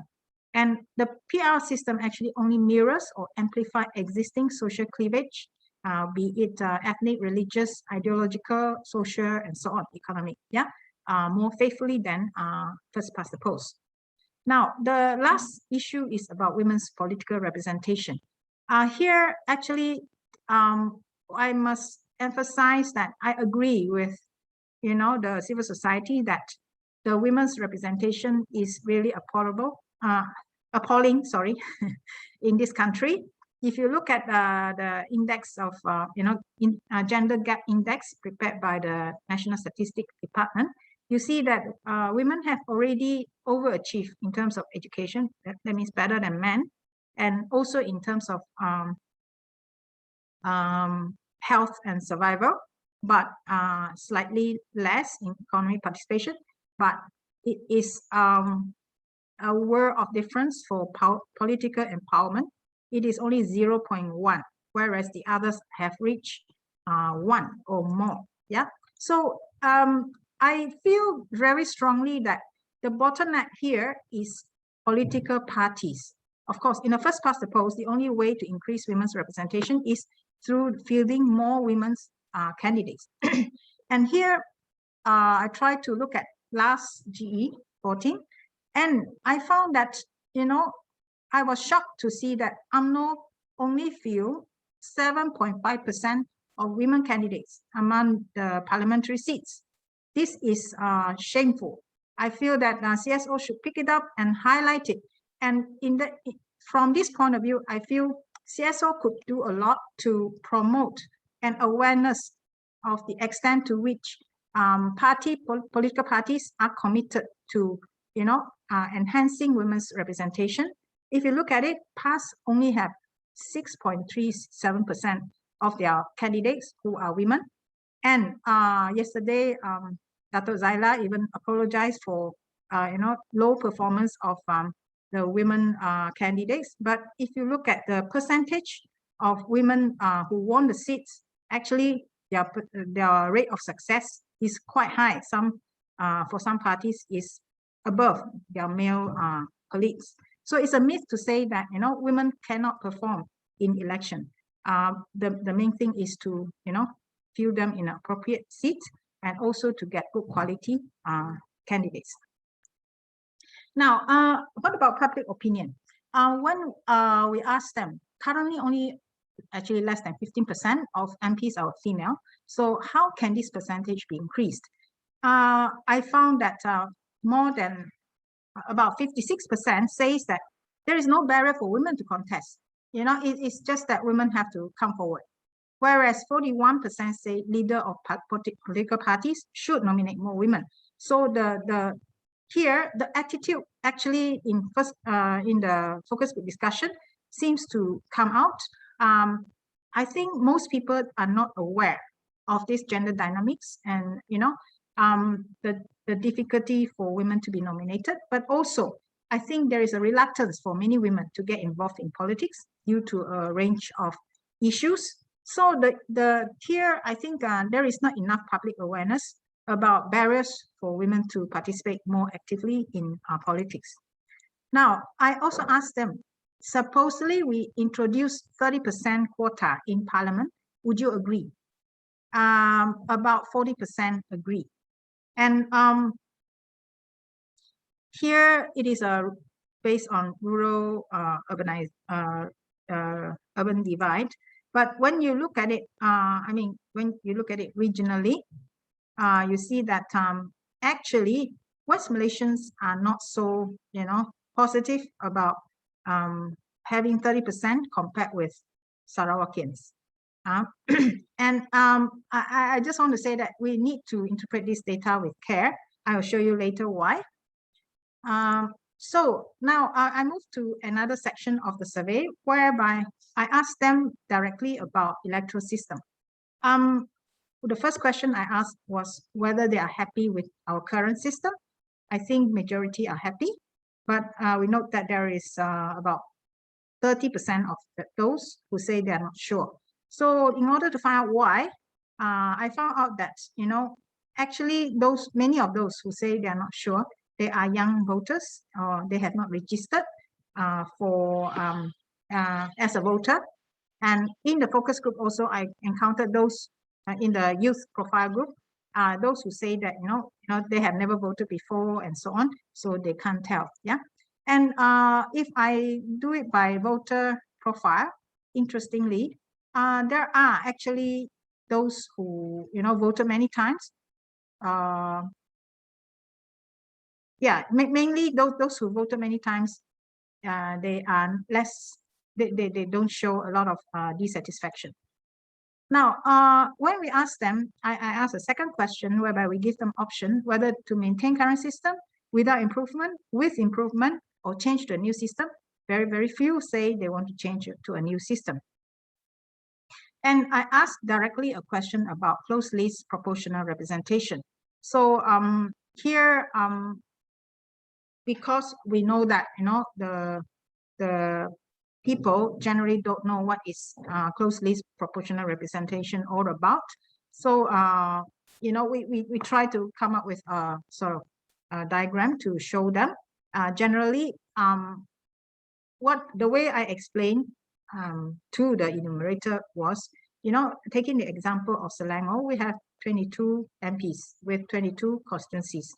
But in a PR system, let's say Selangor is a constituency, then the people have to choose a list among, you know, those offered by the parties, and in which, you know, they offer the list, and distribution of seats will be based on proportionally on their vote share.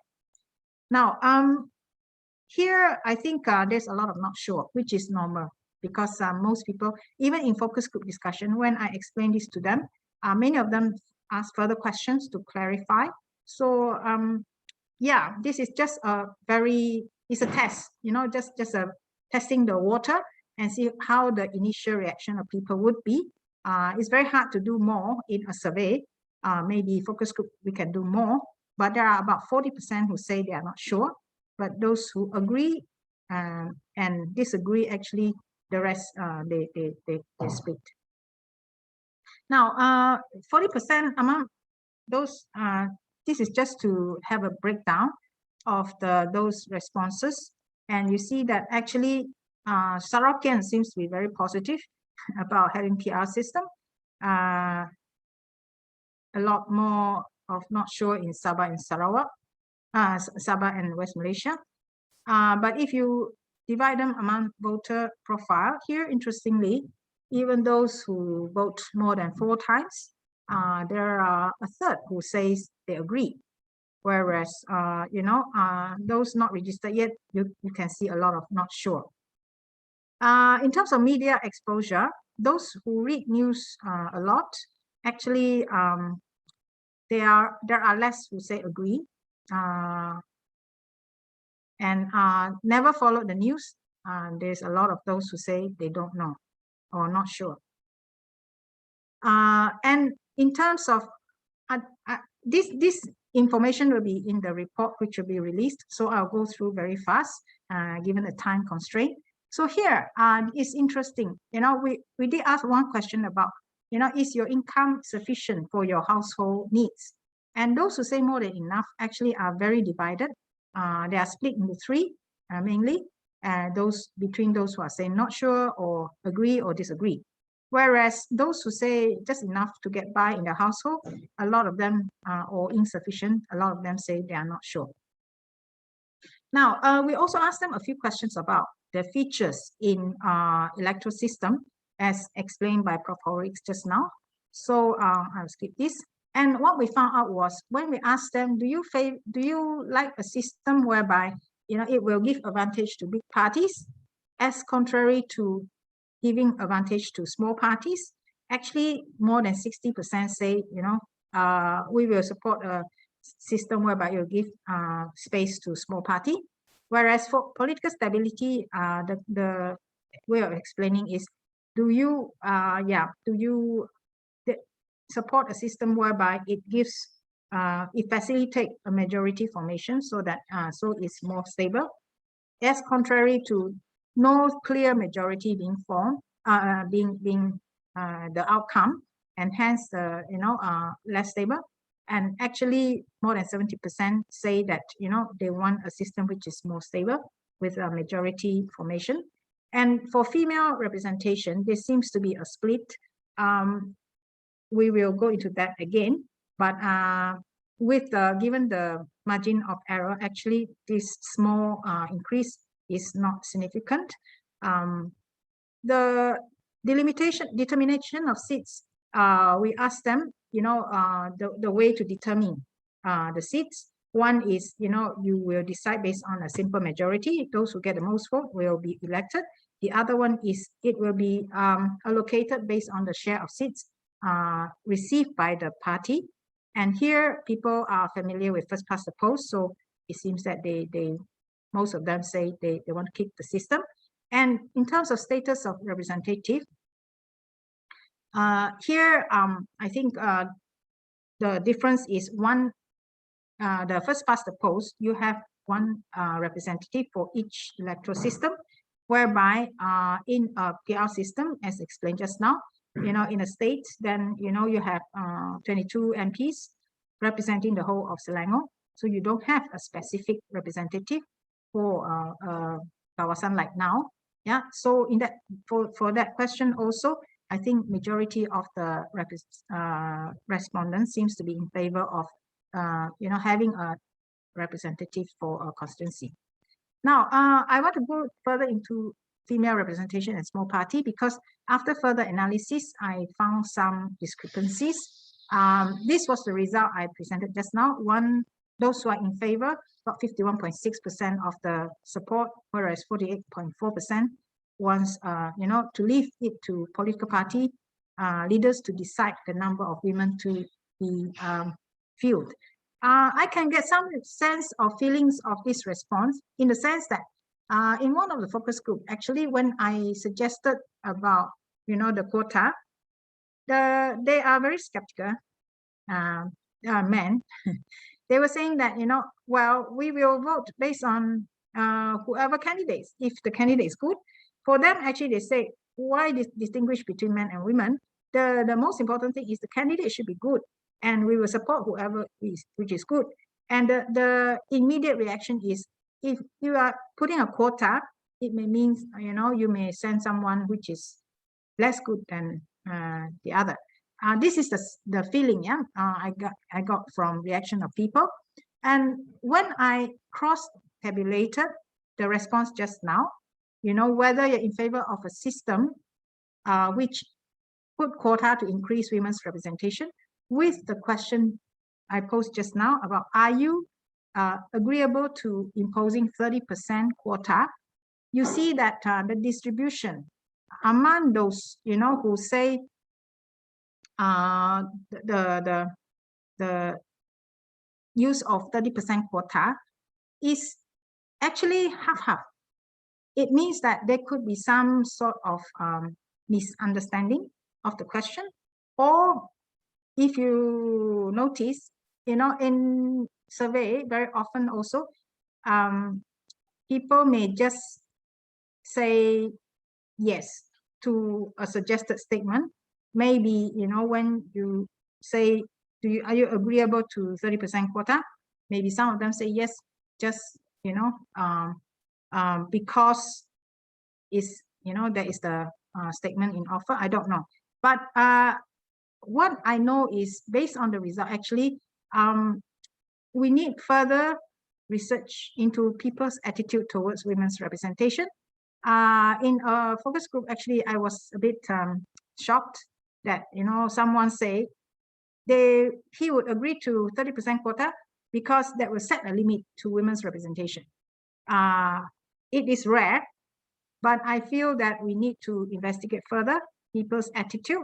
I also asked one question about whether people agree to a woman to be prime minister, for instance, and surprisingly, there are some who disagree.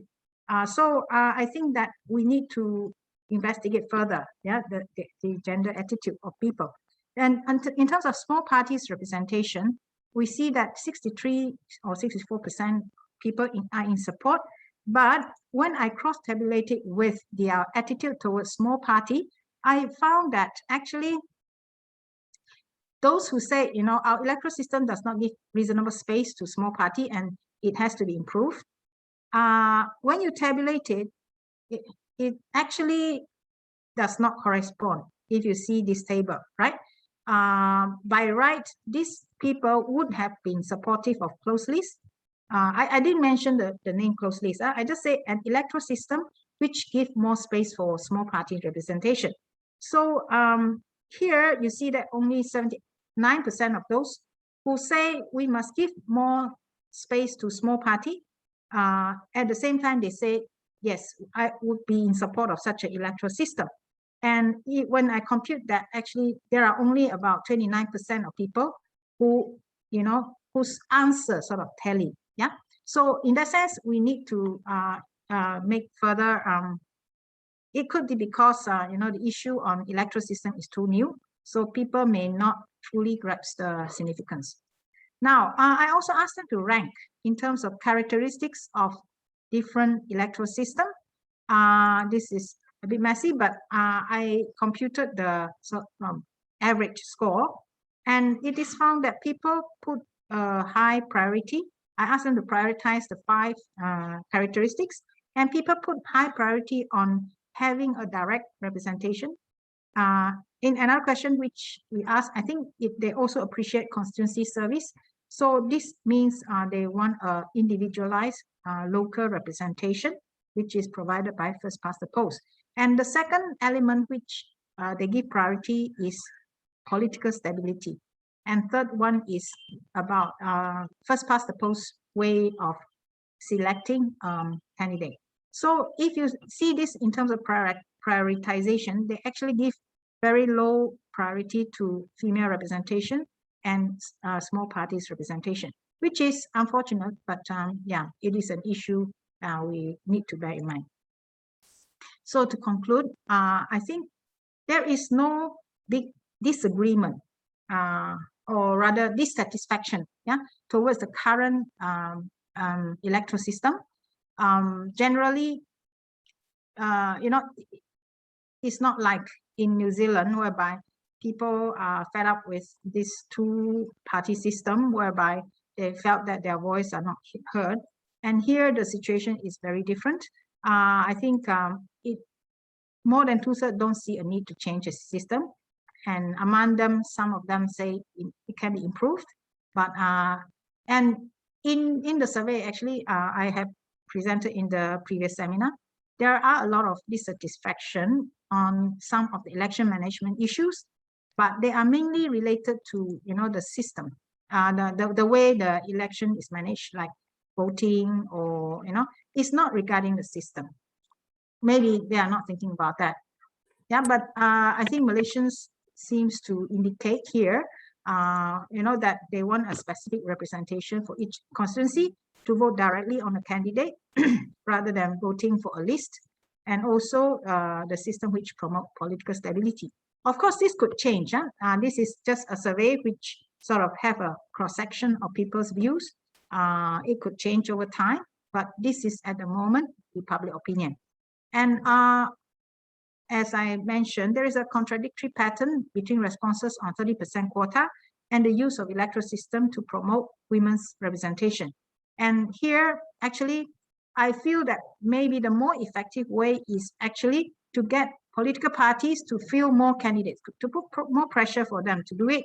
And I think it has already begun, because we saw that there was I think it was about 10 or 11% representation in 2013. But it has increased to just under 15% in 2018. So perhaps with more pressure and awareness, hopefully they could, increase the percentage of women being filled again. I feel that this could be, I mean, it's a difficult method, but this could be one method that we can try within first past the post. And based on my interview with people managing programs to facilitate women's political participation in Selangor and Penang, actually they face a lot of problems, and a lot of issues also. But of course, I think here we need to allocate resources. The state need to allocate resources to provide space, for women to encourage women to take the leadership position. And actually, there has already been initiative. We saw that in Selangor and Penang, they have, for instance, make the guideline that 30% of the local representation in the Jawatan Kuasa, they should be women and so forth. They are being followed inconsistently, but it's a good beginning. I also knew of one initiative in Johor, for instance, under PH.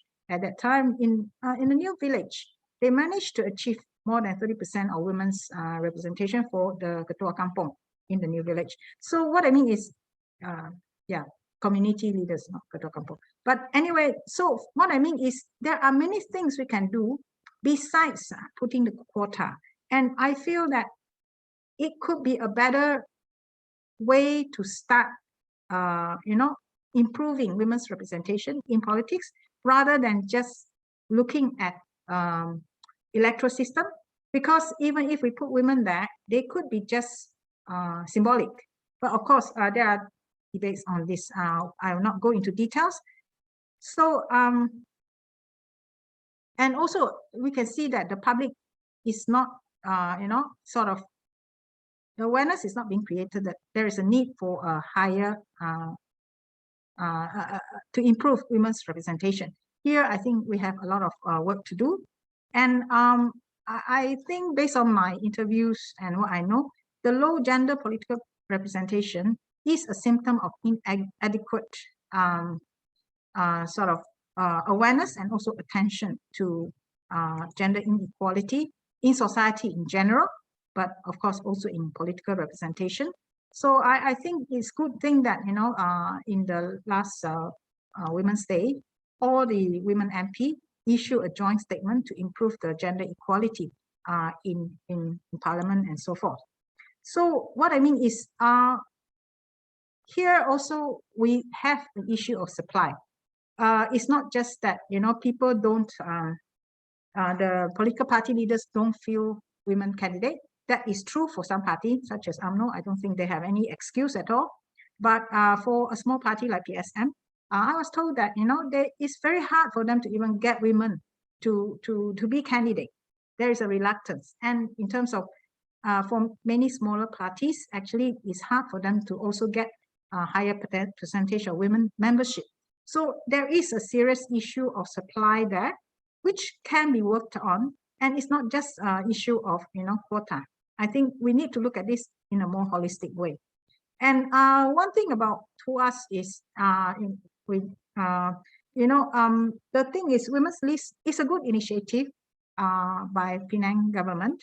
It's not legislated yet, but the one risk I could foresee is party may just strategically put women in list rather than fielding them in the to be candidates. Because there is a lot of pressure also, at a grassroots level for men to be, and there are a lot of men in division and so on. So of course they feel they're entitled to be nominated. And so it is not easy to field women's candidate. And if you have this TUAS system whereby you have lists nominated positions, the tendency could be to say, okay, now we have the list, so why don't we field maximum men candidate to contest, while women can be filled out through the list, then we can maximize representation from party. So what I mean is, it could be an unintended consequence. I don't say that it will happen, but it could lead to this type of situation. So need to be careful with this type of measure too. And I think a change of electoral system is not the right remedy to fix malapportionment, and the use of proportional representation to cope party hopping is also an overkill, in my opinion. And if we sort of clean up the data, about a third of people are in favor of an electoral system that give room to small party to win some seats, but it's not as big as that 60%. But what is notable is more than 40% manifest an interest to support parties carrying environmental agenda. I think that based on survey and focus group and so on, the concept of a different electoral system is too unfamiliar with people. People just take whatever that is being said. Sometimes they may not see things in a holistic way. So here, I think what is important is to have a more balanced public debate on electoral systems, which is very lacking in Malaysia. I think this should be the first step before we think of any change of electoral system. So in my opinion, the current priority should focus on measures to maximize, a free and fair election management under first past the post. Thank you. Sorry, I don't know. Yeah. Okay. Thank you very much, Dr. Helen. I think I don't know, but Dr. Helen, we already 11:07 Yes, or something. sorry. Would you be okay if we proceed, or what's the arrangement? Yeah. Because Please proceed. Yeah. Okay. Okay. Got it. Don, Thank you. if you feel at one point you want to sort of stop, please feel free. Yeah. Yeah. Thanks, Dr. Helen. I see hands from Dr. Chin already. Yeah, but also there are 2 comments and also 2 questions, I think, in the chat box. But I give it the floor to Dr. Chin now, because he has already raised his hand. Yeah. Thank you, Dr. Anika. I want to focus on just last point. On TUAS. TUAS stands for Top Up Women Only Additional Seats. We have actually prepared white paper on this, but yet to be approved, to be made public. And I happen to be the consultant of the project, so I would like to make a fair representations of the idea, and also the questions of women underrepresentations in politics, in legislature. It is fundamentally not a question of lack of supply. It's lack of retirement. In the American political science language, it's lack of opening. Because the seats, the fundamental issue here is not about proportionality. If you look into in terms of electoral system, it is the magnitude, the numbers of seats available in contest for a constituency. So the moment that you change it from single member constituency to multi-member constituency, you're going to see improve in women representation. There are 2 comparative evidence to support that. One is that if you look at the International Parliamentary Union, the top 20 countries with highest women representation in fully elected national parliaments 18 of them have multi-member constituency either in full or in part, meaning that they either use list PR or use some sort of mixed member system, and only 2 of them using either plurality or majority system. And the second, much easier understand evidence to understand is Singapore. GRC in Singapore, Group Representation Constituency in Singapore, was set up not to promote gender inclusion, but ethnic inclusion. But set out in 1988, by the time around 2011, every GRC would have a women candidate.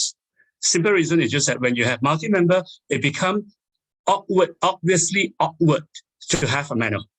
So that's something very structural. And come back to first past the post. Why is it not a question of women talent, but lack of opening, lack of new retirement? And this is a position taken by some women politicians. They are smart women politicians. I can name, for example, Hannah Yeoh. They are not keen for any quota because they believe that they themselves would be able to get in. And I can put forward the context for that. When was Hannah Yeoh elected? 2008. There's a lot of, and that was a year of electoral upheaval. What it means is that in first past the post, political retirement come in 2 ways. One is through voluntary retirement within the party, meaning new incumbents step aside and give young women candidates to take over. Second is just that you get knocked out in elections when you have electoral upheaval. And many of the politicians, women politicians who get in there, who look very smart, they rode on electoral upheaval in either 1999, Teresa Kok was in 1999, and Hannah Yeoh, they all was 2008, and I think Yeoh Bin was 2013. Now, why is this point important? Because once the party actually consolidate their stronghold, then the door for electoral women replacement through electoral upheaval is closed. In 2006, Sarawak DAP increased the numbers of women representations from 0 out of 1 to 2 out of 6, because that year they just multiply their number of seats by 6. So you're grabbing away from your opponent. In Penang, since 2008, they have won, DAP that has won all 19 seats without any surprise. So the change from 1 to 4 in 2013 was because there were 3 new incumbents who gave way. So therefore, you actually see a peak. But after that, it stays stagnant from there. And so today, the Penang question is very straightforward. If you want to achieve to increase the women representation, just take DAP, for example. They currently have 4 out of 19. For them to exceed 30%, they need to add in 2. How do you get a 2?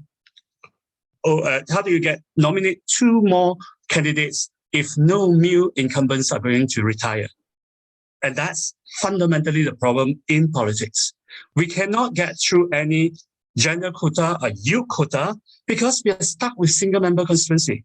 And that would not be solved even we have, and so this is not a question about proportionality and so on. It's fundamentally about magnitude. And this is overlooked. And because a lot of people like to attribute their own success based on their effort, I'm not discounting their effort, but they overlook the larger questions of context. So I'll stop here, but I want to just conclude to say, if we're going to stick to this, you're not going to see changes. You're not going to see changes. You can line up another Hannah Yeoh, another Yeoh Bin in Penang. If there's no new incumbent is going to step down, they will not get a chance. It's structure, not agency. That's the fundamental difference we are debating today. Because if you're merely tweaking, we are suggesting that some of this thing can work. No, but it's structure. That I would like to argue. Sorry, thank you. Thank you. Can I respond, Anka? Yeah, sure, Dr. Helen. Yeah, but I see your point. Yeah, and I know that about the issue of retirement. Maybe the better way to deal with it is to have more change of government, then the incumbent may retire. But anyway, this was not my point.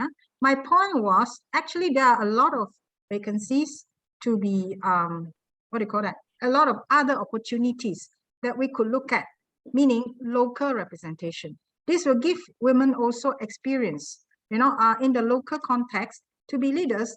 And this may have a bigger impact because when kampong people or in a new village, they are used to seeing women as the head of their community.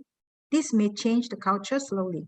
Whereas we just parachute many women to the parliament, and if some of them are not performing, it is actually creating a negative image on women MPs. Of course, I agree that, there are also nonsense male MPs, a lot of them actually. But what I mean is, instead of only looking at state or national level, we can look at many other rooms, whereby we can already try to facilitate more space for women to be represented. And this, I feel, is more sustainable and more organic. And the cultural change cannot happen, in 5 years. It may take 10 years, it may be more. But what I mean is, we need to see changes more organically rather than just numbers. I think with more public pressure, there could be, more women being filled. I understood, for instance, that even in the last GE, within Barisan Nasional, they were asked to fill 30% women, even though UMNO themselves did not do it. But what I mean is, there is some form of awareness and some opening of having more women being represented. This will only change very slowly. But I know that, between 2013 to 2018, there was an increase of about 4 or 5%, which is quite significant. So what I mean is, we need to keep putting more pressure so that, there would be, the political leaders would feel that they need to look better by filling more women.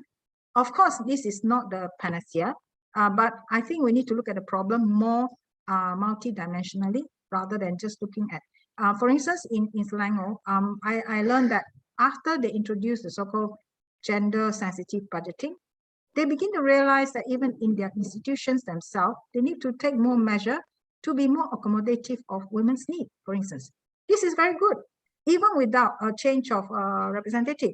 But what I mean is, there are so many more measures that could be introduced to make our society, more gender sensitive and inclusive, rather than just looking at the numbers at the top, which I don't think they are contrary, opposing to each other. But I feel that, yeah, I mean, I agree that, there are multiple factors which increase representation with women. Sorry, I'm a bit wrong. Yeah. Dr. Andika, Thank you, Dr. Helen. Yes. Is it Dr. possible for Singh. me to respond very, very briefly? I completely agree with you that we don't have to make a choice between either or. All things can go together. But that's exactly the point why we should not start with the conclusion that first past the post should be kept without any changes. For Professor Horowitz's information, I forgot to explain what TWAS is. TWAS is basically a single ballot mixed member majoritarian, as how it was first introduced in South Korea. That what we do is bypassing all the constitutional obstacle by counting what's the shortfall to reach 30% in the state assembly. And then after nominations concluded, all parties that participate in the first past the post elections are allowed to nominate to a total of 18. And after that, based on the number need to be filled, the seats will be allocated proportionally to them. So what it means now, with 6 out of 40, you need to add, if the same result repeat the next election, you need to add 9. And if you based on the last result, PH will get 6, BN 2, and pass 1. That would be that kind of system that you go. But once you get 12, you will not add anything in. Now, they would be playing the role of party list, which means that they serve the whole constituency, the whole state as a constituency, and their role will be much more about policy. Now, would that make it sort of like supplementary and so on. That's a debate going back and say to what extent our legislature going to be more effective, because you're going to have mixed member system. The parliamentary business would have to be much more policy based than now, that just about articulating local interests beside those who are in government front bench. But I want to underline one point that I did not make it clearer. In Penang, they actually has imposed since 2019 a 30% quota for GLC and also local authorities. But that was actually resisted for a very simple reason. Parties, new leaders don't like that idea because it's taking away from them.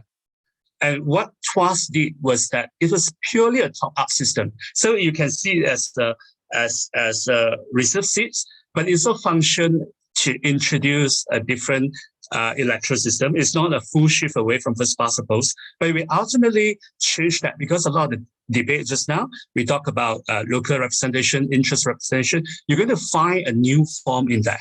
And that's what TWAS is about. And why this is easier to be accepted, because party leaders don't have to worry about internal reward, electoral reward, because of imposing agenda quota. First past the post, you can do agenda quota, but you need that kind of political view like what British Labour did in 1997, imposing an all-women shortlist system. Now you have this, all the parties will collapse because that the warlords are going to up in arm. So that if we don't do anything by working on all these things, it's probably going to take another 25 years. This is 26 years since Beijing declarations and platform for action. And that's the reason why we are pushing it. We wouldn't know when we get it, but we do not believe that working in the same structure and with additional efforts on little other fronts can actually bring that to happen in a generation time. So sorry for taking so much time. Thank you. Thank you, Dr. Chin Huat. Maybe I just need to read one, I think something that is related to the issue being raised by Prakash. If we want, let me just read that, yeah. If we want more women representation in parliament, irrespective of electoral system change, we must have a system to reward any parties who feel more winnable women candidates. So our FCTP is a barrier to women representation, but providing public financing to increase women representation is the way to go. So we must take down other forms of barriers for women to enter politics by providing childcare facility, etc. As a West Malaysian, I'm not in favor of gender. So that was the last from Dennis. But Dennis, if you want to have, to add more on that particular comment, you're free to say that few words. Because there's another comment from Dennis as well. Dennis or Prakash? Is everyone able to see me? Just turn on the video. Yes. Because you have 2-3 comments, maybe you can synthesize. I was just going to synthesize just for the women representation part. For me, when I argue for women representation, I go beyond the discourse of 30%. I would say the appropriate discourse of women representation is bringing the transformation in the political discourse. So we can see if a political party feels a lot of women candidates, it's like as though there's no reward. I believe increasing women representation, I consider as though like a good behavior of a political party, a good signal, and it should be rewarded. So I actually following this idea of public financing, it comes from one of the Berses report, right? So you reward every political party who feels a winnable women candidate. And I see that is like kind of the middle ground between a voluntary quota, which in this current system has no benefit of its own, to the party itself, and a legislated quota, right? Because I noticed in Selangor, they try to put this guideline of 30% women representation for local councils since 2013. Out of the 12 councils, only I think 3 or 4 only attained that.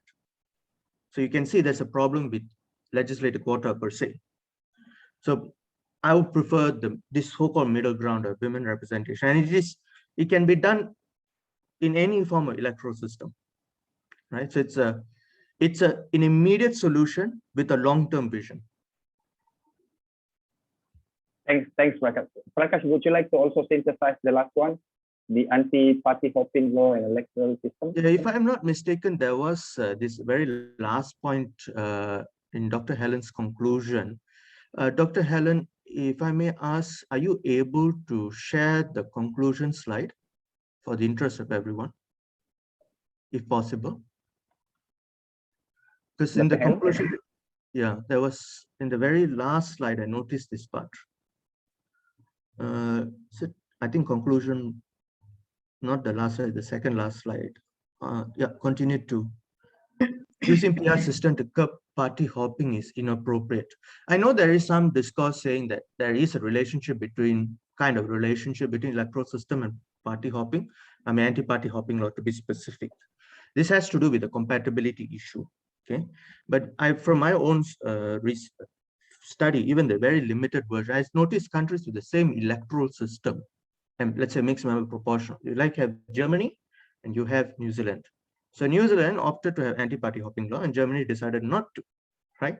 So I find that argument, using PR system to curb party hopping, I don't think it is a solid argument per se.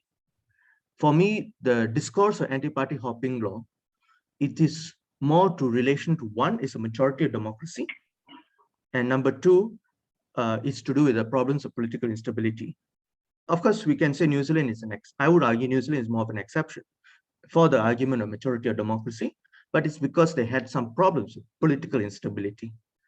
So it's the same for like, if you do recall, you also have to contextualize recall also to a certain degree with electoral system. But I would still say that that discourse of recall or even anti-party hopping law in relation with electoral system is quite debatable. It can be quite independent. Yeah, I agree with you. But I'm just picking up the public discourse because Azalina and there are quite a few MPs who argue for that. That's why I look into this issue. Yeah. Thanks.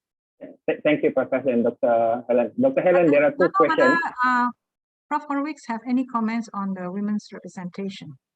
Yeah, Prof. Let's see. I think I'm unmuted. I have no comments because not anything that I've looked at very carefully at all. I would be spouting the conventional wisdom about how PR is better at it than first past the post. So the answer is it's an area I haven't really investigated. Thank you, Prof. Dr. Helen, there are two other questions from Dr. Izatina. Let me just read it. If you just in case you better read it because I find it distracting to read the chat while listening to people speaking. So that's why. You want me to read that? Yeah, it could be better. Yeah. Okay. Number one question from Dr. Izatina. Did you elicit from the respondents on what they understand about ideological stand of the smaller parties? So that is the first question. No. Okay, so that's the quick answer. No. Second question, did the enumerator record the reason why so many people are unsure about the implementing a PR system? Is there any question that checks the respondents' understanding of PR after exposing them to the information? No, there is no such question. Yeah. Okay, got it. I think there's another question from Amirul, Dr. Helen. Would you agree with me that the inconsistency in the response is due to the lack of knowledge in electoral/political system among the respondents or the parties? Yes, it is very possible. Yeah, because the thing is, it is very hard to devise questions for survey. You know that people's attention span is limited, and we don't just ask questions about electoral system. This project is also linked to electoral reform. Yeah, and the performance of EC and election management. So we have to cover quite a lot of ground, and we have to sort of make some what do you call that? Give and take. And yeah, so at one point, I almost, as I told you before, I almost think I just remove the part on electoral system, but actually it seems to be interesting. So I'm glad that I didn't remove that. So what I mean is, it is tricky to ask this type of question in surveys.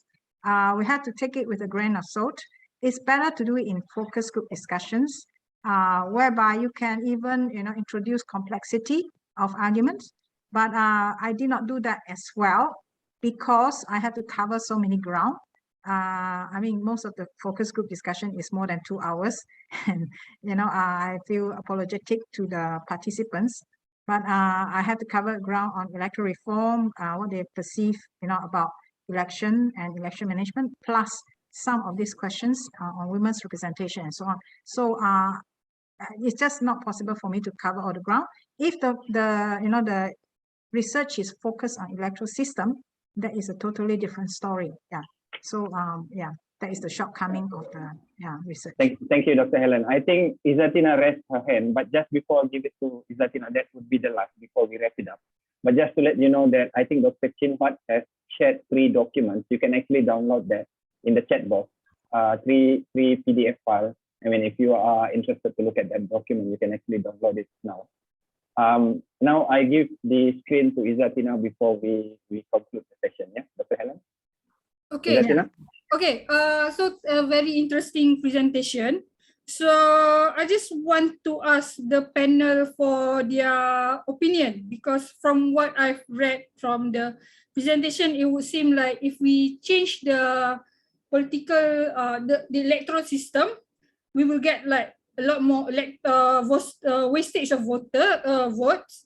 But then if we stick to what we have now, we are facing a lot of, I would say, like problem in terms of, a lot of our political preferences now are basically determined by the 2 main parties. So whether we want more female to be fielded, it will depend on the preferences or the incentive of the political parties now.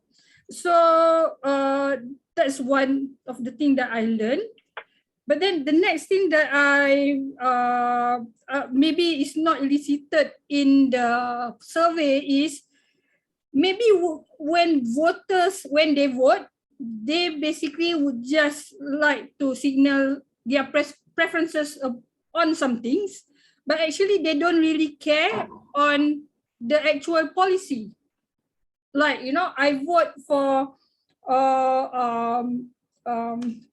UMNO, but then because somebody said something on green policy, but because I cannot vote for a green party now.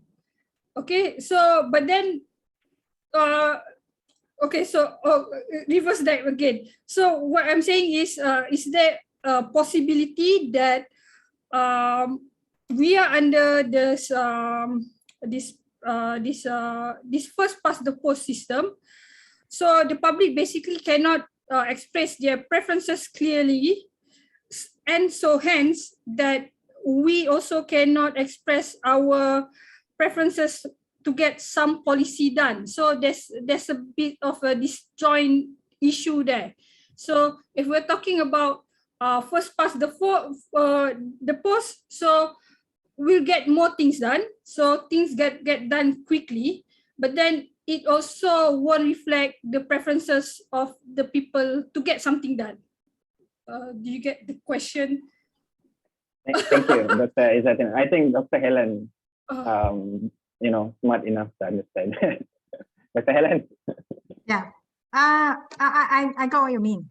It's true that this is one argument in favor of PR system, because then it sort of allowed for a minority to express their preference, but still even then you need a vehicle, which is a party which represent the idea. I think it is a possibility, okay, but based on my focus group discussion and also on survey, I don't see that as a demand from the people. Yeah, there could be civil society leaders who have some ideas, but it has not sort of reached a critical mass. Because when I ask people about what they think about the electoral system, there is no such opinion being expressed. People are not thinking about this type of issue. So what I mean is, it is a debate which is in the civil society, which may need to be, a bit like, Jinghua and Ken Bersay, who try to highlight some of the issue to get people's attention and also to get people's buy-in so that it become an electoral issue. So you need to propagate the issue. If you are, I do feel that, when in my conversation with people become very environmentally conscious and people feel this is an important issue, but nobody sort of, or no party articulate that concern. Yeah. So what I mean is, it is not as simple as having a PR, then this type of preferences would be expressed. It has the whole, you need to get organized if you want that preference to surface, and you need to lobby. You need to, and I think many Malaysians are not into all these things. So this is the state of our democracy lah. So it's a problem of political participation, deeper political participation rather than what we Voter education. Yeah. I mean, it's very wide lah. It's not just on this issue, but voter education. Really, we need to, I think in ERC report, this is another issue that is highlighted. Thank you, Dr. Helen. I think before we wrap it up, maybe Prof. Horowitz, if you have a few words before we conclude the session, before we end it officially. I have only something to say in response to Izatina's remark. And if you think about what kind of system this is, especially from the standpoint of the BN, this is a patronage-driven system. It's not a policy-driven system at all. And party ID relates to patronage. That is to say, those people who've benefited from UMNO's patronage over many decades are identified with the party. And when they vote for the party, that's the policy that they're identified with. That is to say, they want more of the same.